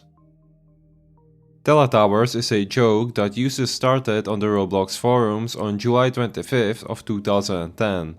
It's based on a fictional game where you scale the Teletowers, which have an undefined number of levels that go all the way to Shidletsky or Telemon himself. Forum users would usually ask for help on various levels of the Teletowers, coming up with ridiculous problems and others with ridiculous solutions on how to get through them. The joke managed to stay relevant for quite a long time on the forums. The person who originally posted about Teletowers was KeelToll3456, a forum user who had achieved 20,000 forum posts at the time. In the original post, he states that he reached the 99th level but had some difficulty, as his pet monster friends weren't powerful enough. When someone asked what Teletowers was, he acted surprised and said that there was a 1000 Robux prize for winning the game, after which multiple people asked for the link to the game. KeelToll wanted to send some of them the link, but he acted as if their messages were disabled. Soon enough, he posted a game link, which led to a game named I Lied. KeelToll made a forum post on December 21st of 2010, explaining the origin of Teletowers. People were disappointed with the fake game, so they started adding onto the concept with their own ideas, which were sometimes even more absurd. KeelToll supposedly even got warned due to being a ringleader in an inappropriate topic, due to the jokes sometimes getting out of hand. He then went on to state that Teletowers is obviously not real, although he had wanted to create a game like that and provided some ideas he had for it. For example, the Teletowers will only have 100 levels, unlike other versions that went way beyond that. Interestingly enough, he also mentions that this joke dates back to 2007 and 2009, but there don't seem to be any mentions of it in those years. O-terminations. These are a set of incidents that happened in the off-topic subforum, during which many forum users were terminated or received warnings and bans, and threads where content deleted. This usually happened due to some users, nicknamed mini-modders, mass reporting threads to get people moderated on purpose. There have been at least 5 of these incidents severe enough to be called O-terminations due to the high number of accounts being terminated. The first O-termination happened on September 25th of 2013, started by someone who likely mass-reported threads, which ended up with users being terminated or banned, and threads being content deleted. One person even got IP banned, although it seems to have been temporary, as he was active on the account afterward. It appears that it was caused by the user Richie-san, who was infamous for always reporting forum users. The second O-termination happened on December 23rd of 2014, which was caused by a few people, mainly the user EarthyEarth74, who started reporting threads and got many forum users terminated. It's unknown when the third O-termination occurred, as there's a lot of conflicting evidence on when it might have happened. Some sources say that it happened on May 24th of 2015, and others on June 7th of 2015, involving the hated moderator Dapper Buffalo. The fourth O-termination seems to have been caused by Richie-san again on June 29th of 2015 and lasted for 2 weeks, though those affected mostly received a ban for a single day. The fifth and final recorded O-termination happened on April 5th of 2016, with no involvement from mini-modders. Apparently, a moderator went rogue and started content deleting threads and terminating and banning users and their alternate accounts. This might not be a definitive list of O-terminations, as many people consider different days when mass banning or thread deleting sprees happened to be O-terminations. Hidden chat commands. There are a few hidden chat commands that you can type that aren't listed when you do the help command. The emote commands fall under this category, although they are known by everyone. Emotes that you can buy in the catalog can also be used through this command, but you need to be in R15 first. With the release of the new chat system, typing a / shows this command, but it's still not listed when you do the help command. Typing/version shows the version that the chat module is currently on. Typing/console simply brings up the developer console. Like with the emote command, these two also show up in the new chat system when you type a slash. In the old chat system, similarly to the command /team, typing a % was also used as a way to send messages to your team, if you were in one. To chat with everyone again, you could have pressed the backspace key or typed /all or /say. In the old chat system, the command /c was listed, but not everyone knew its full functionality. This command basically allowed you to switch between different chat channels, which could only be seen if the game developer enabled their visibility. You could switch between two channels, all and system. All was the default chat, while system was for system messages, so you were muted in it. If you were in a team, you could have also easily switched to the team chat. There were two more commands associated with chat channels that you couldn't see by default when you did the help command, those being /join and /leave. Chat channels still exist in the new chat system, and they are much more customizable now, but the command doesn't exist anymore. In the old chat system, the command /me was used mainly for role-playing purposes, as it sent a message in italics with the format your username plus what you wrote. As mentioned in a dev forum post, the command was disabled by default on May 17th of 2019 due to spam bots abusing it to trick new players into thinking that they, for example, got free Robux, as by typing this command, it didn't produce a chat bubble, making it seem like a system message. The command /sc could have been used to select options from the Super Safe Chat menu, which was introduced with the release of Super Safe Chat. The command was still in the client even after the Super Safe Chat menu was removed, and it apparently took until the middle of October of 2016 to be removed. Honest politicians. Super Safe Chat had many weird chat messages to choose from, which were mostly contained in the Silly tab and a few others. One of the weirder chat messages that could be selected was under the Mythical Beasts tab. Not only did it include ones you would expect, such as dragons and ghosts, but it also fittingly had honest politicians. There's not much else to this, but it's a pretty out of place joke for Roblox to include. Roblox Toys Secret Code. The Roblox Toys included a code that could be entered on the Roblox website to get an exclusive item. Alongside this code, there was a slim chance that there could have been another code, referred to as a bonus chaser code, that gave you a very rare bonus item. Some of these items include the Kernel Panic Katana 1x1x1x1s, Red Volk, the Cerulean Cat's Eye, and the Fire Skull of Evermore. Tinfoil Bot, Orb Games, and The Missing Dominus. Tinfoil Bot was a satirical Roblox YouTuber who joined Roblox on October 15th of 2011, though he didn't start making videos until 2013. Since the creation of his account, he's been keeping up the character of a child through his mannerisms, typing, and speaking. He initially did this on the Roblox forums, where forum users would get mad at him mainly for his grammar, his false claims of being popular, and that he had rare limiteds and completely made up rare items in his inventory that he deleted because he didn't need them. On October 27th of 2012, he created his signature Tinfoil Bot shirt, and a bunch of other ones crudely drawn in MS Paint. A few months later, on January 5th of 2013, he created his own fan group, and just a few days later, on January 13th, he started making YouTube videos, with his first video being a parody of the Roblox Online Social Hangout video, simply named Roblox Advert. On March 2nd of 2013, he released his first game, The Deadly Dark Orb, centered around having to take back a Gem of the World, stolen by the character Apprentice. The game is very poorly made, featuring what's supposed to be an obstacle course, but is more like a walking simulator. Funnily enough, it can be skipped by just going through a gap in the wall. Despite the game being terrible, it received several sequels over the following years, each being slightly better than the last, culminating in the 10th entry to the series, released in May of 2014. They all followed the same cliched story structure of Tinfoil Bot having to foil the antagonist's plans. These games started up the genre of so-called orb games, which mimic Tinfoil Bot's style.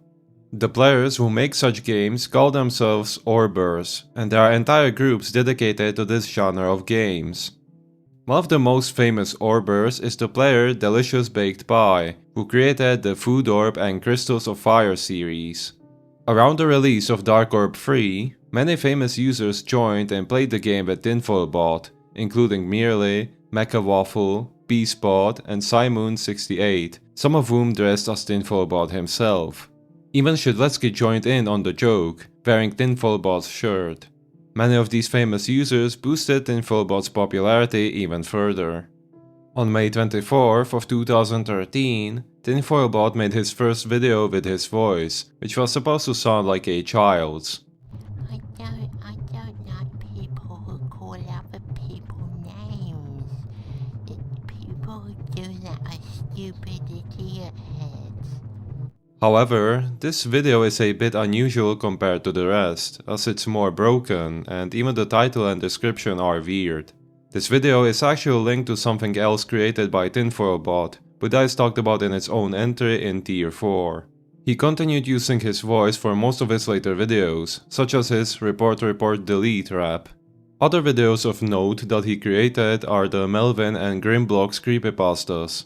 One of the made-up rare items that he frequently talked about since 2012 was the Deadly Dark Dominus, a hat that only he has and only he can see, as explained in one of his videos. For some reason, it became a myth under the name The Missing Dominus. The myth goes that 3 people purchased the Deadly Dark Dominus, but 2 were terminated very shortly after, leaving Merely as the only remaining owner. It's said to have been under the item on screen, but it's blank, with the name originally being only a single question mark. Shedletsky even confirmed that they would make the hat a real thing and only give it to Tinfoil Bot, but it didn't happen in the end. On April 1st of 2016, Roblox uploaded a new hat, named the DIY Deadly Dark Dominus, which played into Tinfoil Bot's joke. Not only does he own the hat, but the description even mentions him by name, claiming that he might know the truth about the original hat. The design of the Dominus looks a bit different than the one shown in his video. On September 30th of 2014, Tinfoil Bot left Roblox and made one last video, in which a narrator says that Tinfoil Bot thought it was all worthwhile and that he's happy he's made others happy. 8 days before this video, a video from a separate channel called Tinfoil Bot Truth was uploaded, which Tinfoil Bot then posted to his Twitter. The video is basically a confession from the person behind Tinfoil Bot, explaining that Tinfoil Bot was simply a character he played. It was initially an alternate account that he used to play a game called Choose a Team and Build Their Fort, where he portrayed a noob and made a fool out of himself to make others laugh. This eventually led him to gain a small cult following, resulting in the things already said in this entry.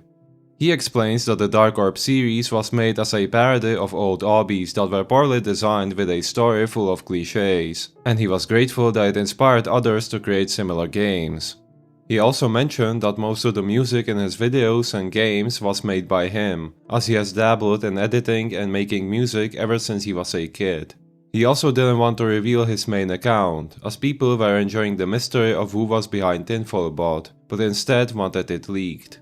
Lastly, he goes on to say that he's unlikely to return after this. Despite that, Tinfoil Bot returned on April 1st of 2015 for a single day, and on April 1st of 2016, promising to return in the summer. Technically, he did return on August 31st, the last day of summer. He created new games such as Santa's Boat Ride and Nemesis Ghost Train. In one of his newer videos, he stated that he hates his parents because they didn't want him to steal their credit cards, which he did several times. This led him to create a music video on April 1st of 2017 called Credit Card Ninja, which refers to himself. His last upload was on the same day, which was a reveal video. Many anticipated the reveal of his main account, but it was instead the reveal of how he looks like in real life, since he always wore a mask with the default Roblox smile whenever he posted pictures of himself. This still didn't happen, as he joked about being the hacker from the Credit Card Ninja music video.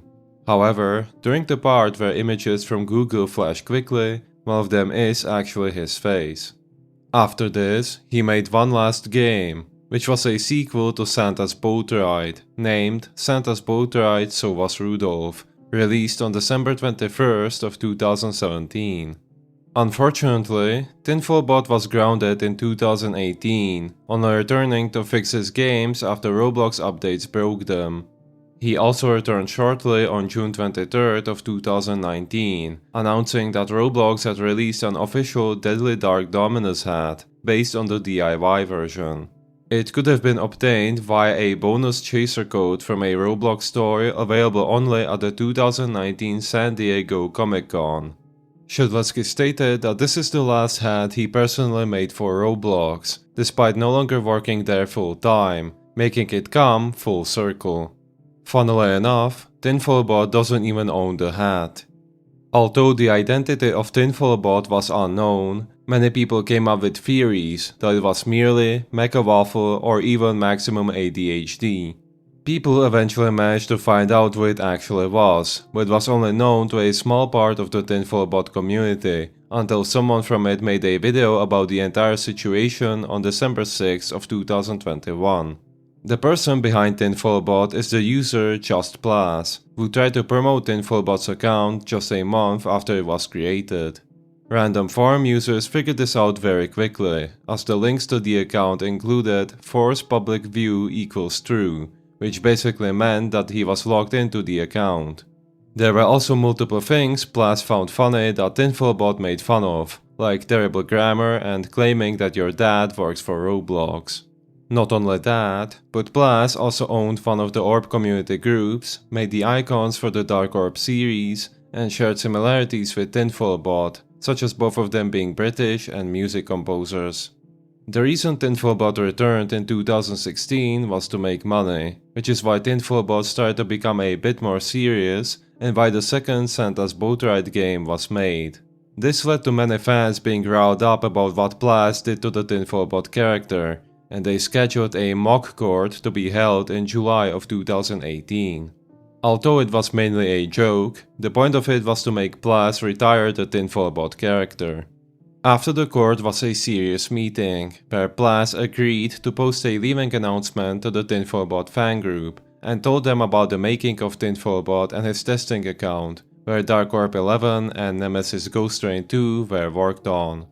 Apparently, he was also going to make a Dark Orb webcomic, but this didn't happen.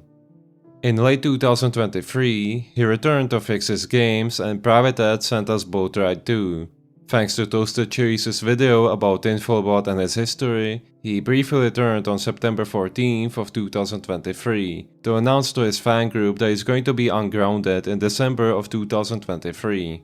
That month, Santa's Boat Ride 2 was re-released to the public with new content, such as adding collectible WP balls and adding Toasted Cherries' character to the game.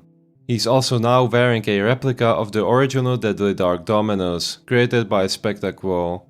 Tinfoilbot hasn't done anything since then, so it's likely that Plas decided to lay the character to rest, again. Funbox. On July 28th of 2014, the user Celeratis created a game called the Funbox. The game had you trapped inside a box full of neon parts that were all overlapped with each other, causing Z-fighting, meaning that a lot of colors were flashing on screen, all the while some sped up sounds played and your camera rapidly zoomed in and out.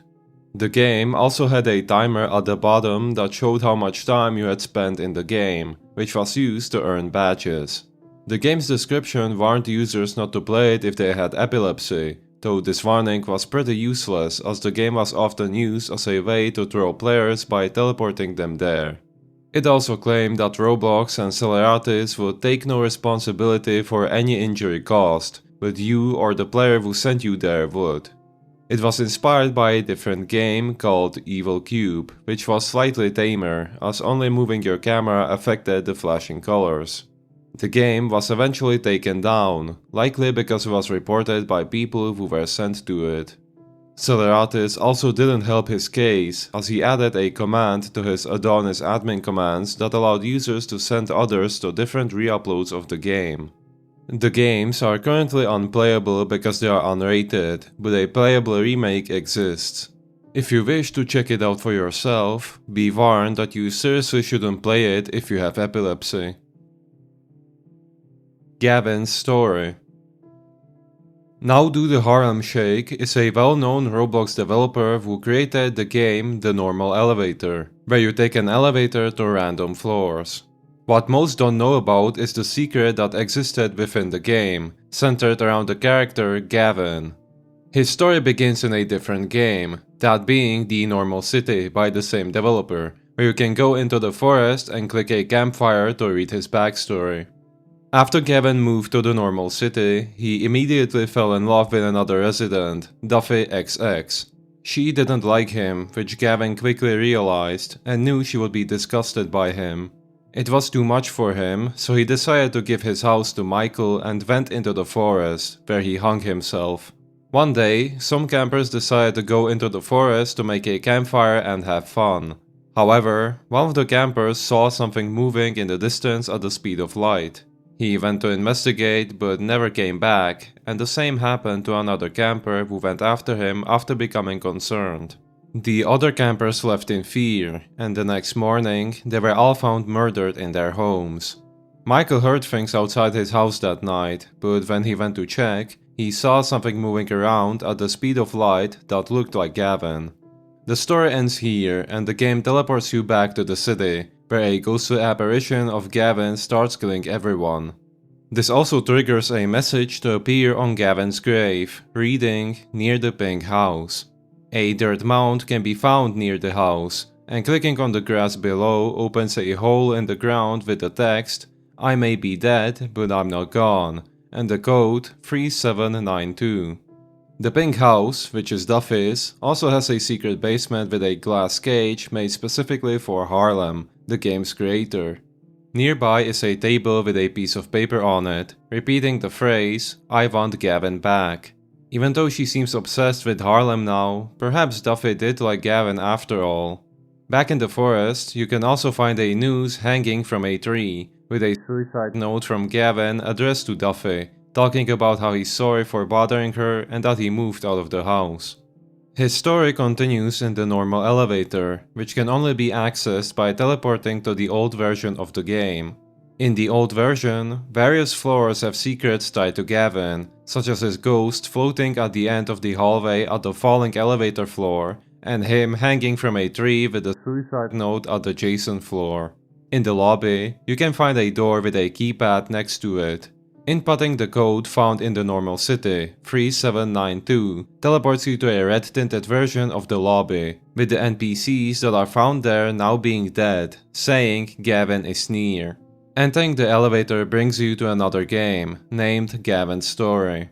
There, Gavin lashes out at the players, claiming that they've been ignoring his calls for help and are only there to entertain themselves. He gives a small riddle, which refers to the code. 3 days I've been alive. 7 days until someone noticed. 9 doors ahead. I hope you understand which door to pick, or else there will be consequences. Picking the second door leads you to an empty version of the red-tinted lobby, where the real Gavin starts yelling that he's being possessed.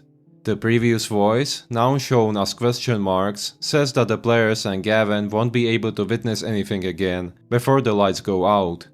The text, "To be continued," appears on screen, but this is the end of Gavin's story. The new version of the game still has the door, but it can't be opened anymore. It was possible to glitch through it, revealing a white elevator that teleported you to the game, Mistaken. Gavin starts telling you that you aren't welcome here, coming closer with each word, until the lights go out and everything turns red. The only thing you could do past this point was to leave the game. There was also a sequel to Gavin's story teased through a secret message, which was going to be called Gavin's World, but it was never made. Russian Army / Nerf Modder. Russian Army is a war group based on the modern-day Russian armed forces, founded by the player Nerf Modder on March 12 of 2012 and currently owned by BK Viper. It's one of the oldest war groups thus still active, with over 45,000 members. It's referred to as a hybrid group, participating in both military roleplay and clanning communities. The group has various divisions, like the Main Intelligence Directorate, Military Police, and Spetsnaz. It also hosts multiple games that are in the style of Call of Duty and Battlefield, implementing their game modes, maps, and features. Nerf Modder eventually stepped down as the president of the group for personal reasons. Following this, he formed several other groups, including Kalash, a group inspired by the Metro franchise. After battling depression and anxiety throughout his life, Nerf Modder, known in real life as Jackson Fowler, tragically passed away on June 3rd of 2015. He committed suicide in a forest near his home, although his family believes he didn't do so on purpose, as he only wanted to relieve his pain. His mother, Laura Fowler, became an advocate for suicide prevention and participated in the annual Halifax Walk for World Suicide Prevention Day in December of 2015, wearing his shoes and a shirt with a picture of him, as well as holding a sign with him on it. 3 years later, a memorial was created at the location of his death. His account is now used by his mother and his friend, AG4 Official, also known as Ice, to run the project Nerf Modder's Legacy, aiming to fix broken games and re-release unfinished games made by Nerf Modder. Ice has also created a revival group for the Russian army made in his memory. Once they had access to his account, they gave Nerf Modder's character a pair of angelic wings. COVID-19 2014 prediction. In the first few months of the 2020 coronavirus pandemic, people found a strange Roblox account named Corona 2020, created on June 20th of 2014. People immediately started making up conspiracy theories, claiming that the account was created by a time traveler or by someone who somehow predicted the pandemic. While it's more than likely a coincidence, Roblox got wind of this and terminated the account after it was found. Dignity. Dignity was a Roblox user who joined on August 7th of 2008. He was well known on the Roblox forums as he was one of the top 100 posters, and he created some interesting games, getting around 150,000 visits. His most popular game is Autumn, which was a building project for Kirigi, a former forum moderator. For some reason, it had a swear punisher script that deleted your character every time you said a swear word included in the list inside the script. It was modified from Zuka's swearing punisher script, as mentioned in the script's comments. One of his other games was Dignity's Music Uploader, which featured a modified version of the Mixmaster 3000. A model that played music, originally created by Shidletsky. Dignity made it so the model played custom music that was embedded within the game. That eventually led to his termination in early May of 2009, as one of the songs, Green Day's Boulevard of Broken Dreams, contained swear words. Recently, on January 30th of 2026, Dignity, or more likely someone else, requested for his data to be removed, causing his username to turn into Account Forgotten. Dignity was also pretty infamous, as there were numerous exaggerated claims that he was an exploiter. Many claimed that he was behind the 1x1x1x1 account, and some say he was a part of the exploiting group Team Scene, which is technically true, as he was only in it for a short while. CDSKL, the leader of Team Scene, claims that he taught Dignity how to exploit, who apparently didn't do it a lot, leading to Dignity being made fun of by other exploiters. During the 2012 April Fool's incident and in early May of the same year, his account was unbanned, leading whoever was controlling it to make forum posts and accept people's friend requests.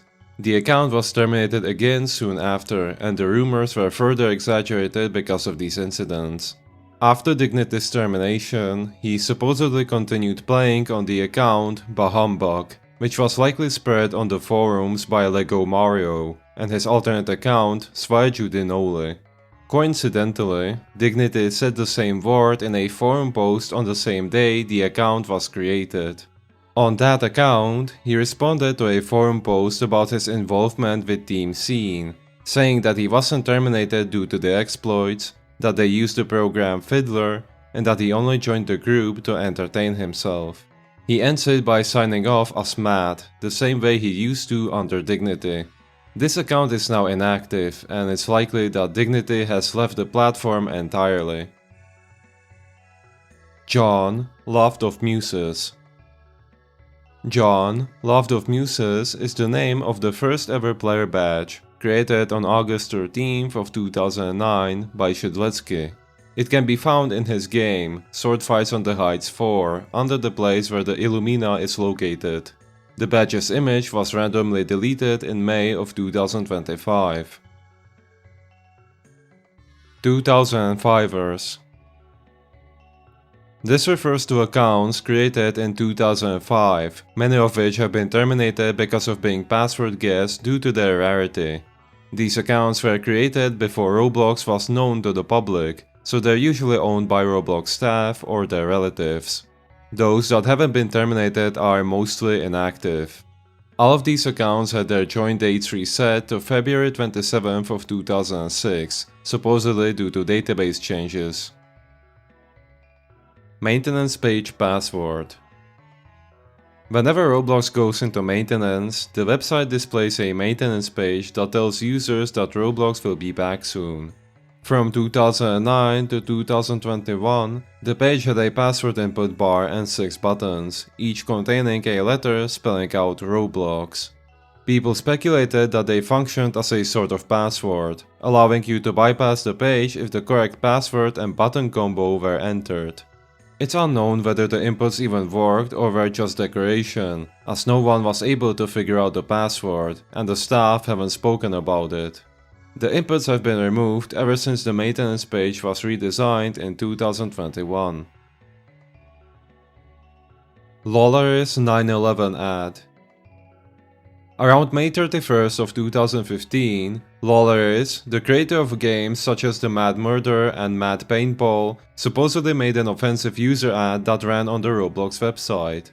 It was a comic strip that had Lolaris flying a plane, getting stabbed, and then crashing into the Twin Towers, with the Illuminati next to them. This immediately riled people up, with Ruben Sim posting about it on his old Twitter account, and forum threads being made soon after. Many also wondered how it even got through moderation. A former admin and forum moderator, GordonRocks24, responded on Twitter, stating that he hasn't seen it on the website, but that it should be reported if one came across it. Despite this, numerous people have claimed that they haven't seen the ad at all, and Lolaris himself apparently even denied making it in a deleted tweet and in someone's messages. This wouldn't really be surprising, as Lolaris was a pretty controversial figure to some, and someone could have made that ad to frame him. Funnily enough, this ad was almost lost media before being found on Twitter. A day later, Lolaris supposedly made another inappropriate ad, this time referencing the Harry Potter parody animation Wingardium Leviosa by Oni NG, where Lolaris lifts Hermione's skirt with a knife. Again, people claim that Lolaris didn't make the ad, though this time it was actually spotted on the website. Iron Noob. Iron Noob was a website created by Shedletsky on October 27th of 2008, starting out as a game development blog with a forum. Its goal was to find beginner and intermediate game developers who would like to work together on making video games. The main idea was that Shedletsky would post code related to games he had ideas for, and users could pitch in with their own ideas, assets, or code that they would share to the forums. The game never saw the light of day, and the website was soon abandoned. The website was relaunched on June 3rd of 2011, keeping the same spirit of game development. The blog eventually shifted to reposting IGN articles before redirecting to the forums that IronNoob is best known for. The forums were expanded to include subforums for various creative projects and specific games, such as RuneScape, Minecraft, and, most importantly, Roblox, which was the second largest subforum. Unlike on Roblox's own forums, users were expected to act maturely. Many popular Roblox users posted in this subforum, including Maximum ADHD, SharpTH, Golly Greg, and Shedletsky himself. Shedletsky also used it to recruit users for help with Roblox related things, such as for the creation of the Build Anything, Be Anything commercial. In 2014, activity drastically died down over the course of a few months due to spam bots apparently running rampant. This caused Shedletsky to close down account registration on January 13th of 2014. The Roblox dev forums opened up around this time as well, prompting some members of the IronNoob community to migrate there. On May 22nd, the forum moderators banned everyone and deleted their own accounts, completely killing the forums. Shedletsky eventually lifted everyone's bans and reopened account registration in late August of 2014, causing a short resurgence. The forums later died down again, and the website was taken offline sometime in February or March of 2015. Somebody else then decided to revive the website under the domain ironnoob.net on June 30th of 2015. Although it stayed up until early 2023, there was little to no activity throughout the years. Roblox HQ fan site. Roblox HQ was a popular fan site created on August 20th of 2007 by the former Roblox administrator Clockwork. The website had its own forums, along with many unique features, such as a game reviewing system, a level calculator, a noob meter, which measured how quote-unquote newbie your sentences are, and a fake stock market, where you could buy stocks of Roblox games. Due to some disturbing incidents that happened on the forums, involving a forum user almost committing suicide, and another forum user's genitals being passed around, they were shut down on May 1st of 2011. The website was abandoned shortly after by Clockwork and later by the community, though it continued to run until the domain registration expired in February of 2015. Hospital Nightmare. Hospital Nightmare is a series of classic Roblox horror games from 2011, created by the user Adrian928.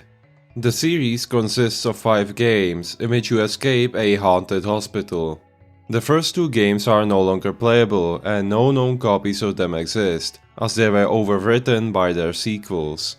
In the old description of Hospital Nightmare 3, found only through old videos about the game, it states, "Don't ask me about Hospital Nightmare 1. The description links to a re-upload of Hospital Nightmare 2 under Adrian's alternate account named Adrian0, though the game has since been replaced by a different one. Hospital Nightmare 1 was released around April 23rd of 2011 with multiple videos showing the game off. It was then replaced by Hospital Nightmare 2, released around May 5th, with only one person recording footage of the entire game. Both games were likely taken down for being too gory and scary compared to other games at the time, which were less intense. After this, Adrian replaced it with Hospital Nightmare 3, created around May 21st, which is the most popular one of them all. On June 2nd of 2011, Adrian's account was stolen by someone named Caribbean Night 1. Based on my own research, I was able to figure out that Caribbean Night 1 was a stolen account, likely owned by the user called Developer, known as Demon788 at the time. This happened because he offered to buy Adrian Builders Club, so Adrian gave him his password, which led to Adrian's account being stolen. However, many people believe that Demon788/code developer was Adrian's friend, who worked on the games with him. In reality, he likely stole his account and impersonated him to gain more fame and Robux. Code developer stole and re-uploaded a modified version of Adrian's Hospital Nightmare 3, which he named Hospital Nightmare 2. This version was later stolen and re-uploaded multiple times by other people, making it the most well-known game in the series. He later took over the game series, creating a group and a game under it, which was never released. On Adrian's account, Code developer created 2 more sequels to Hospital Nightmare, which both received a decent amount of visits, before he started making garbage bait and switch games that got the account terminated. The original uploads of these games are no longer playable, but re-uploads on other related accounts can still be played. Roblox Outrageous Cast. The Roblox Outrageous Cast was a series of monthly live streams done by the Roblox administrators for players who had outrageous Builders Club. They started doing them on November 6th of 2009, hosted on the platform Ustream.tv under the account Roblox OBC. The live streams usually consisted of discussions of upcoming features and allowed viewers to ask questions. Players with OBC had an exclusive dashboard on their Roblox homepage that showed when they were going to happen, along with a password to access them, preventing non-OBC players from watching them. There were a total of 15 live streams, the last of which occurred on December 17th of 2010. According to Shidletsky, they stopped doing them because they took a long time to set up for only a small number of people to watch, which wasn't worth it. Apart from only a few clips that remain of them, they're all lost as no one was recording the streams. The only person who apparently has them all is Shidletsky, but he can't release them for legal reasons. Despite that, some users who were watching them wrote down summaries of what was discussed, though not for all of them. Some of the things that they talked about were eventually released, such as the ability to wear multiple hats, data stores, and party chat. An interesting feature that wasn't added was more part types, including a prism, pyramid, ramp, and a parallelogram ramp piece. The prism and pyramid parts had an adjustable number of sides from 4 to 20. They were apparently nearly complete and could be found on testing sites, but were never released, except for the ramp part, which might be the current wedge part. Pixel Test. Pixel Test is a cancelled bundle from 2013 that resembles a voxel character. Roblox was likely experimenting with it, since every other bundle, released or not, is much more detailed and isn't voxel styled. There isn't much else known about it, except for the meshes of each body part and the full texture being found on the website, which can be used to reconstruct how the bundle looked. Participation Trophies. Roblox has hosted many sponsored events, featuring items that players could obtain that represented the company sponsoring the event. On June 25th of 2019, likely due to Roblox losing the rights to license these items, some of them were turned into participation trophies, themed around the original item. For example, the Flintstones themed items from the Post Create and Play event were turned into separate Fruity Pebbles themed participation trophies. These ones were initially hats, but were turned into gear that doesn't do anything shortly after.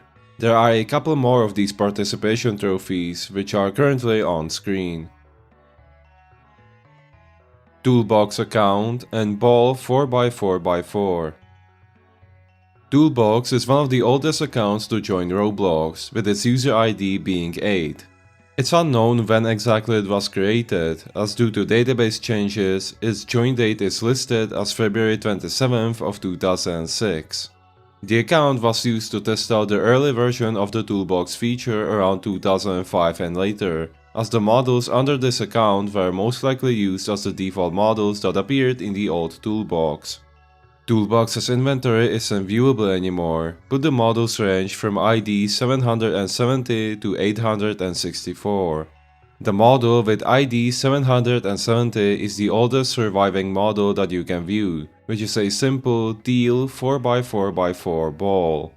The Toolbox account was terminated on August 20th of 2018, apparently due to being compromised.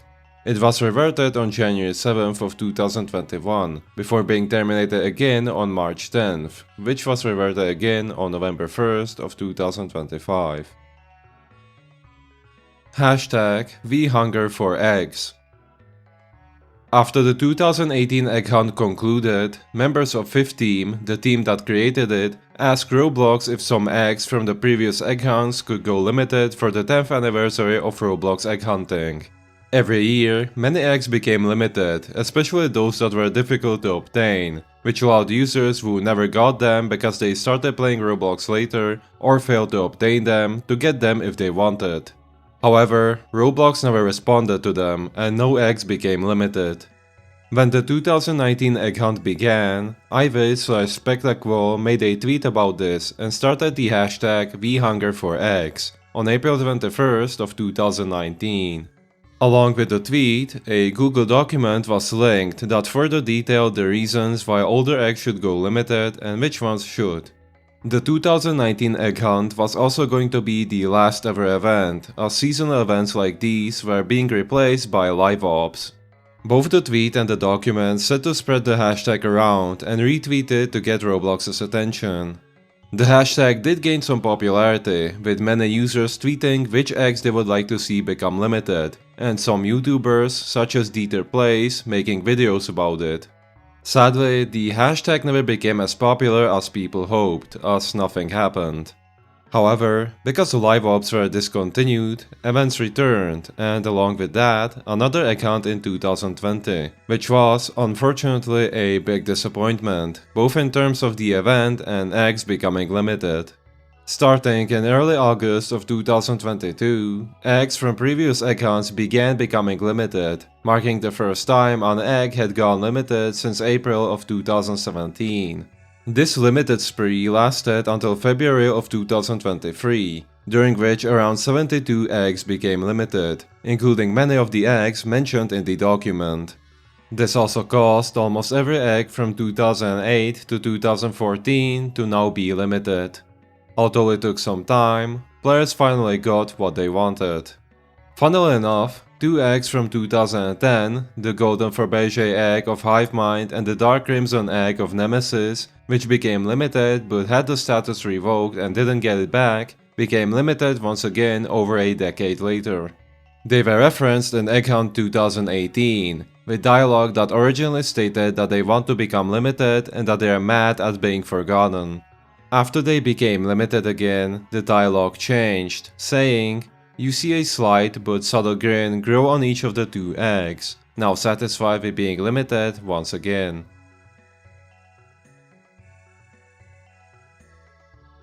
Roblox on the Sega Genesis. On April Fool's Day of 2016, Roblox staff announced in a blog post that Roblox was expanding to the Sega Genesis console, even though it was from the late 80s and had many constraints. Included in the blog post are supposed screenshots of the Roblox games Speedrun 4 and Roblox Dodgeball running on the console, but they're taken and edited from screenshots of Sonic the Hedgehog 2's special stage and Dodgeball Koi Kid, respectively. Linked Sword Mesh Creator. The classic linked sword, which comes from the original set of the Brick Battle weapons, wasn't actually created by the Roblox staff. It was taken and slightly modified from the website TurboSquid, which is used to upload and sell 3D models. The sword was created on January 19th of 2002 by the user KellyBC, who uploaded 2 versions of it for free, one with a texture map and the other without one. David Baszucki's alt accounts. David Baszucki's account used to have an interesting about section, which stated, "I used to log in as Builderman. Now I log in both as David Baszucki and also under several other accounts so as to view Roblox from the eyes of a regular player." It's unknown what these accounts are, so it's entirely possible that whoever is watching this has unknowingly played with David Baszucki while he was on an alternate account. And with that, we're done with the 3rd tier and pretty much half of the iceberg. The next tier is the biggest on the entire iceberg, so it will definitely have to be split into 2 parts as well. I guarantee you that it's also a very interesting tier, so I hope you'll be there when the first part of it releases. I hope you enjoyed this part, and I'll see you at the 4th tier of my Roblox Iceberg Explained series. Thanks for watching.